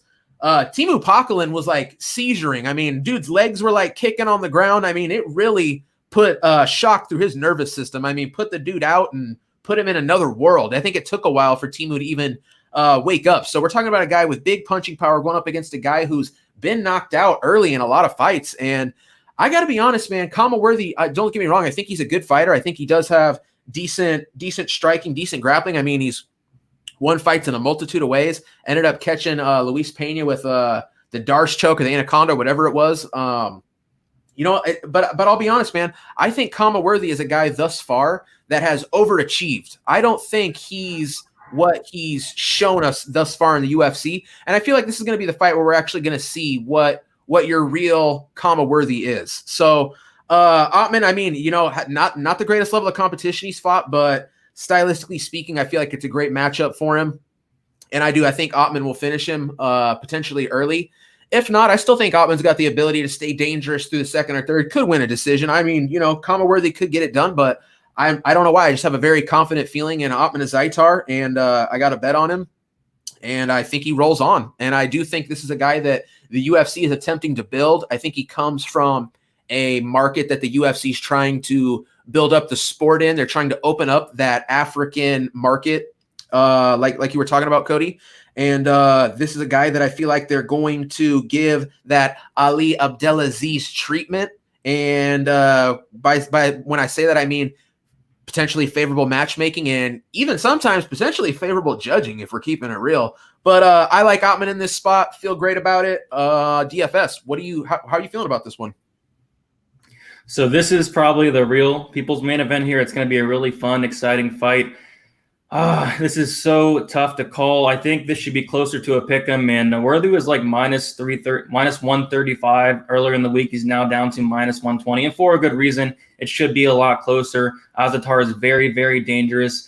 And like you guys mentioned, Worthy's been knocked out like 4 or 5 times. But, it seems like ever since he came up to 155, he's really rejuvenated his career. I think he's on like a 7 or 8 fight win streak ever since moving up to 155 with no knockout losses. So maybe that move up to weight maybe helped him a little bit. And I don't know.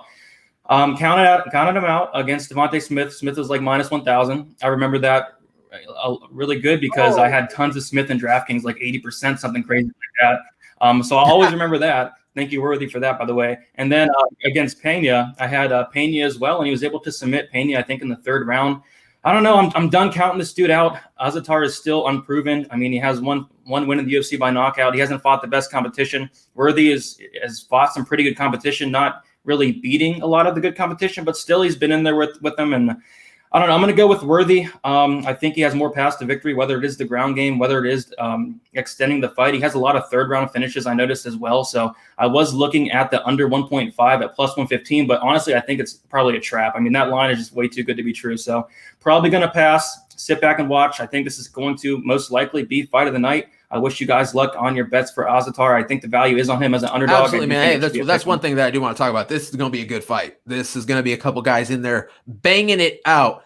Guru, why don't you bang this one out? Yeah, man. Like you guys said, this is a great fight, and I will say I'm gonna give Ottman some credit because I feel like before he came to the UFC, he was super reckless and wild with the striking, and even though it was Teemu Packalén who wasn't really giving him that much danger, he was still a lot more patient. He was feigning a lot more and wasn't as wild. And in this fight, he needs to bring that same thing again because you don't want to get wild with a guy like Worthy. He's fast twitch, good counters. He can knock you out in the pocket. So that's kind of the way Kama wants to win. But another thing that I did like from Ottman, as the fights go on, like fights that he went to decision in, he used a lot of grappling. Like he has good takedowns, good top control. And Worthy isn't really the best grappler. He did get that nice guillotine against Luis Pena, but the second round he gave his back. He kind of got rode out the whole round. And I've seen him taken down in other fights controlled on top. So, I could see Ottman doing that if he, gets out the first round, gets a little bit tired. But I'm going to agree with you guys. I think he's going to get this knockout in the first round. I think he could get him out of there. So I'm going to pick Ottman to get the finish here. Can I just throw one last quick thing on there? Because, I completely agree. So I'm not one to just take crazy punts on a little bit of prop plays here and there. But, yeah, I got Ottman as the target to see the knockout. It's nice to see Guru. He's got Ottman, and he also sees potentially that first-round knockout. The Ottman Azatar first-round KO prop was plus 600.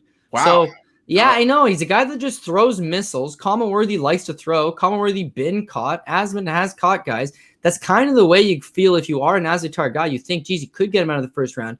I wouldn't put my whole bankroll on. I'm not all the way. Yeah, he's going to knock him out. I'm saying 6-1 is a nice prop considering that's his path to victory. And first round seems reasonable enough, especially if they just meet in the center of the ring and throw down. I mean, why not? He just catches him with one of those shots. So, again, as far as the 6-1 prop goes, I definitely got my eye on that. Yeah. Great spot. That seems way too juicy. All right. We've done it. The main event of the evening, Michelle Waterson versus Angela Hill. I think it's Guru. Go ahead, man. This is an interesting fight. I mean, I see a lot of people on Hill, a lot of people on Waterson, so kind of a conflicting main event here. And even the weigh-in was kind of cool. I mean, we saw, Angela didn't want to shake hands with Michelle for whatever reason. So, I guess there's maybe a little bit of tension going into the fight. But, I'm a fan of Angela Hill, resurgence, everything like that, because she's fighting a lot and she has earned this main event, from her activity, everything like that. But I'm just not that sold on her being a favorite in this spot against a girl like Michelle Waterson, who's, definitely fought the higher level of competition. And you look at Hill, I mean, she's been able to pick off these wins, against Hannah Cyphers, Loma, Jodie Escobar. I mean, these girls that are, I think Loma is a good prospect, but the other two are kind of fringe UFC, maybe not even UFC caliber fighters. And she did have the close fight with Claudia Gadelha, but Claudia, she's not really the same anymore. Claudia was not really shooting takedowns. I think the only takedown that she went for, she got the takedown and controlled on top and won the first round because of that. And everyone's saying like that fight is a huge robbery, but man, I mean, the third round was really close. I feel like Angela kind of coasted after winning the second. I mean, you can't just win a fight from getting a knockdown in one round. So I could see why they gave the fight to Claudia, even though I think Hill could have won too. It wasn't really a controversial decision, in my opinion. It was just a real close fight. But just looking at the fight, I mean, we've seen Hill struggle again and again with people who could take it to the ground and grapple, and she's not good at defending takedowns in the clinch, like body lock trips, things like that. And that's what Michelle does. I mean, she touches and runs basically and kind of waits for you to overextend, tries to land those kicks or shoot in, get the takedown, get the body lock, a double leg.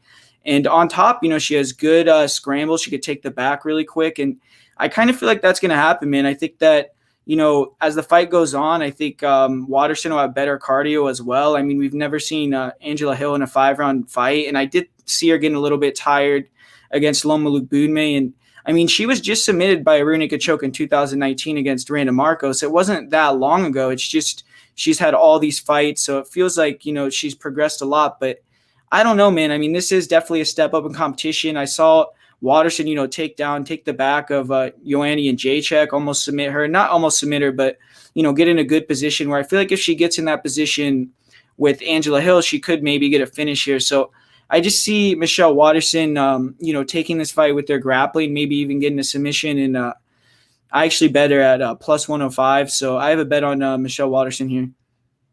There you go. DFS, how do you feel about this one? And this isn't the most exciting fight, but I think it's really, really intriguing here. Angela Hill, someone who I really like, and I like Waterson as well. This fight is so tough to call. I mean, Angela Hill has a big advantage on the feet. She throws almost double the strikes of Michelle Waterson, but what we've got to look at is Angela Hill's ground game is notoriously not that great, but I do see improvements, throughout our past couple fights. I do think she's on her way up. She's 34 years old, but she looks like the best she's ever had. And of course, that's against, some questionable competition. I actually thought she beat Claudia Gadelha in her last fight. Man, I don't know. I think Waterson might be able to get her down, but I just see when it's on the feet, Hill just doing way more. I am worried about Waterson taking the back and all that, but I don't know. I see the improvements from Hill. I'm going to side with her. I think if anybody got Waterson as an underdog, you're getting some value. I think it should be closer to a pick'em. I'm just going to go with the girl I think's on her way up. And honestly, I think Waterson's kind of on her way down. They're both 34 years old, but man, give me Angela Hill by a very, very close decision. Not all that confident in it. If Angela Hill becomes an underdog by fight time, I might take a shot on it, but I think the best play for me is just going to be to pass. There you go. I feel you there, man. Cody Safdie, how do you feel about this one? Yeah, honestly, I think another smart move would be to go with the pass. It's hard to gauge. I mean, what version of both fighters you're going to find. I mean, with Michelle Waterson, the karate hottie, she seems to actually be far more technically superior in this matchup. Mm-hmm. The difference is that technical superiority doesn't seem to last a whole lot. As far as her striking goes, I mean, geez, who's going to outstrike her? It's clean, it's crisp, it's technical. But if you look at her round one numbers comparatively to some of her other rounds, it's just like it's a lot of flash and not a whole lot of flavor, right? And she'll stand on the outside, she'll flash the kick, she'll move, she has decent straight right, but again, not a whole lot is connecting, not a whole lot's kind of getting your respect. I think against Joanne and Jacek, whatever, it's the greatest striker of all time. Did she absolutely get blown out in the striking department? Yeah, no problem. It's the fight with Carla Esparza. That one's a lot more telling to me, because against Carla Esparza, this is just a classic grappler versus striker matchup. A karate hottie, far superior in the striking department, a lot cleaner, American kickboxing, American full contact karate background, black belt in that department, versus Carlos Esparza, who's a former collegiate wrestler whose hands aren't exactly good, very choppy, very herky-jerky, but very willing. In the first round, you just see, wow, how much technically superior Waterson is, moving so much better, footwork so much better. But by the second and third round, I mean, Esparza can't get the takedowns anymore. So she just resorts to just bull rushing forward and just clubbing her. And as it turns out, it works. Michelle Waterson, this is going back to her losing her Invicta Atomweight title. The later the fight goes, sometimes she doesn't really pull ahead. She looks very good early in fights, but the later it goes, maybe not so much. She's more of a finesse fighter. The finesse fighters tend to kind of fade the later things go. With Angela Hill, I mean, there has been spots where she has been getting tired. The Luka Bume fight, I didn't think she looked great. The Ronda Marcos fight, oh my God, she just gets taken down like nothing and submitted like nothing. That's a bad performance. Beyond that, I mean, this is a girl that just works really hard. And then she's never been 5 rounds, right? At least with Waterson, you can think, oh, geez, she went 5 rounds with Ian Jacek, got routed, but went 5 rounds. She was actually booked for 5 rounds against Paige Van Zandt, but the fight didn't go longer than a round. But at least she's kind of had that 5-round experience, so to speak. Whereas Angela Hill, I mean, Tapology has her as 34. She's not born in 86. She's born in 85. So she's actually 35 years old. And I think first time in a 5-round fight as a 35-year-old, big spot. A lot of people are putting some pressure on Angela Hill. What can we base it off? We've seen her get tired. We've seen her look okay. Well, we got to go back to the Claudia fight. Did she win? Did she not win? I don't know. It's a very, very close fight. I had Claudia bet heavy, so I was happy to take the Claudia win, but Angela Hill's in it. But at least that fight's a good indicator of Claudia works her over in the first round, and then second and third, Claudia always gets tired. Claudia doesn't have a great gas tank. Once she starts to get tired, Angela Hill starts to take over. By the end of the third round, Claudia's bloody. She's tired. She's gasping for air. If that's a 5-round, it's Angela Hill all day. But it's not a 5-rounder. It's a 3-rounder. Angela Hill ends up losing. Now she's got a spot here against Michelle Waterson. That, again, Michelle Waterson probably going to give a very good account of herself in the striking department. Obviously, karate hottie. This is her base. But for the first round, then I think Hill could start getting to her. The wrestling, I give the advantage to Waterson. The grappling, I give the advantage to Waterson. But you get the feeling that once Waterson maybe wins the first round, maybe wins 2 of the first 3 rounds, that the later the fight goes, maybe Hill just picks up that extra gear.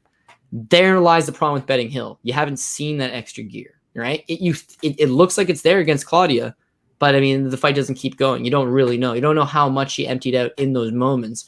Now you finally get that big spot. It's I don't know. Listen, it is probably definitely closer to a pick-up. If Waterson's the underdog, feels like money sides on Waterson. Personally, I got Angela Hill. I think Angela Hill also probably wins this fight by decision. If Joanne Jacek's not knocking you out, Angela Hill's not knocking you out. And by the way, Angela Hill is not submitting anybody, let alone Michelle Waterson. So you got to figure if Hill's going to win this fight, you're probably going to get some rounds out of it. Whereas if Michelle Waterson wins the fight, she could take her down and submit her with a rear naked choke quick. I could see that happening. But if she doesn't take her out of there in the first round, then I think Hill definitely works herself into it. So I'm looking at maybe a live bet situation as well. Watch the first round of the fight and then try to gauge it from there. If Hill survives and Waterson's, start her tricks start to get figured out, definitely live bet on Hill. If Hill beats Michelle Waterson in that first round, she'll be a huge underdog, probably in the live bet, wouldn't even be worth it. But at the same time, you'd have a better gauge of, oh, she stuffed the takedowns, Angie's outstriking her. Okay, I like Angie a lot more. So live bet situation, my personal pick will be Angela Hill by decision. But again, don't love it. I think there's better spots on the card. Absolutely, man. I tell you what, I'm going to go with Cody on this one, man. Like, first off, let me just say, pass. I want nothing to do with this fight. Like, women's MMA, I feel like these women are pretty closely matched. I mean, it's like when I talk about it out loud, I feel like we go advantage Waterson grappling, advantage Waterson takedown, advantage Waterson on, the technical striking side. But something tells me that Angela Hill is going to be the one with the more output as the fight goes on. So I feel like if Hill can avoid that submission spot, not get caught, which don't get me wrong, she's been caught before. And, Waterson has a no-joke RNC, and I can absolutely see her getting those hooks in and dragging her down and locking it in. But you got to make a pick. I'm gonna pick Angie Hill to win this fight. Again, no confidence. She is the slight favorite. I wouldn't be mad at anyone taking Waterson and feeling like that is the value side. I mean, it's the plus numbers. What are you gonna do? But I'm gonna take Angela Hill. Wish I had a better reason why, but that's just how it goes. I just got a feeling Hill somehow could get it done, but for me, absolute coin flip of a fight, man, and one that I will have nothing to do with. So I think we got it wrapped up. Is there anything we want to add to this last fight?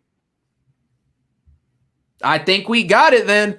All right, man. Thank you guys for watching. Again, if you could, hit that thumbs up. If you're not subscribed to Odds HQ, definitely do it. After this, head over to odds.com, man. Tons of valuable information. We got articles, we got videos, and this goes beyond the realm of MMA. We are just the MMA crew, man, but odds.com, we got it all, baby. So thank you guys for watching, man. I do want to say, could we give one special shout out and one special thank you on a day like today to the first responders, to the armed forces. Thank you guys. It is September 11th. I felt like I did need to mention that before we wrap the stream up. But thank you guys so much for watching. Man, thank you to Odds HQ. Thank you to Cody Saftik. Thank you to DFS by the Numbers, MMA prediction guru. Cody Saftik, why don't you let them know where they could find you?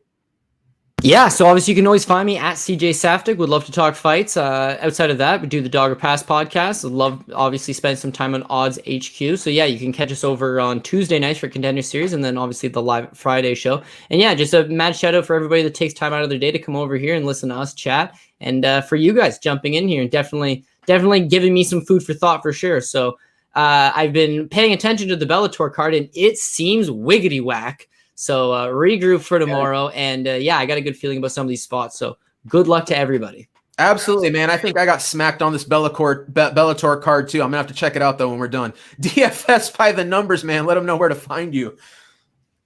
Yeah, you guys can find me on YouTube, DFS by the Numbers. Lots of stuff going on there. Twitter is DFS_numbers, and Instagram is DFS by the Numbers. My DMs are always open if you guys want to talk fights. Have any questions, I'm always pretty good at replying. MMA prediction guru, where you at, dog? Yeah, man. First, just backing on Cody said, yeah, I'm glad I stayed away from Ed Ruth because I almost bet on him, but I didn't do it. So, but yeah, man, you can find me at MMA Prediction Guru, YouTube, Prediction MMA on Twitter. And thanks for watching, guys. It's a cool community. We had over 300 people in here today, so keep growing. It's pretty awesome. And yeah, we're going to be back next week doing the same thing. So make sure to stay subscribed and check out the channel even more. Absolutely, man. I'm Just Bleed MMA. You can head right over to my YouTube channel after this video and hit that subscribe. We always get in, we break it down, we figure it out. And hey, man, can I be wrong when I'm hanging out with guys as sharp as these dudes every week? Come on, of course I'm going to kill it. All right, man. It's been a great video. Again, thank you everybody for watching. We're out of here, folks.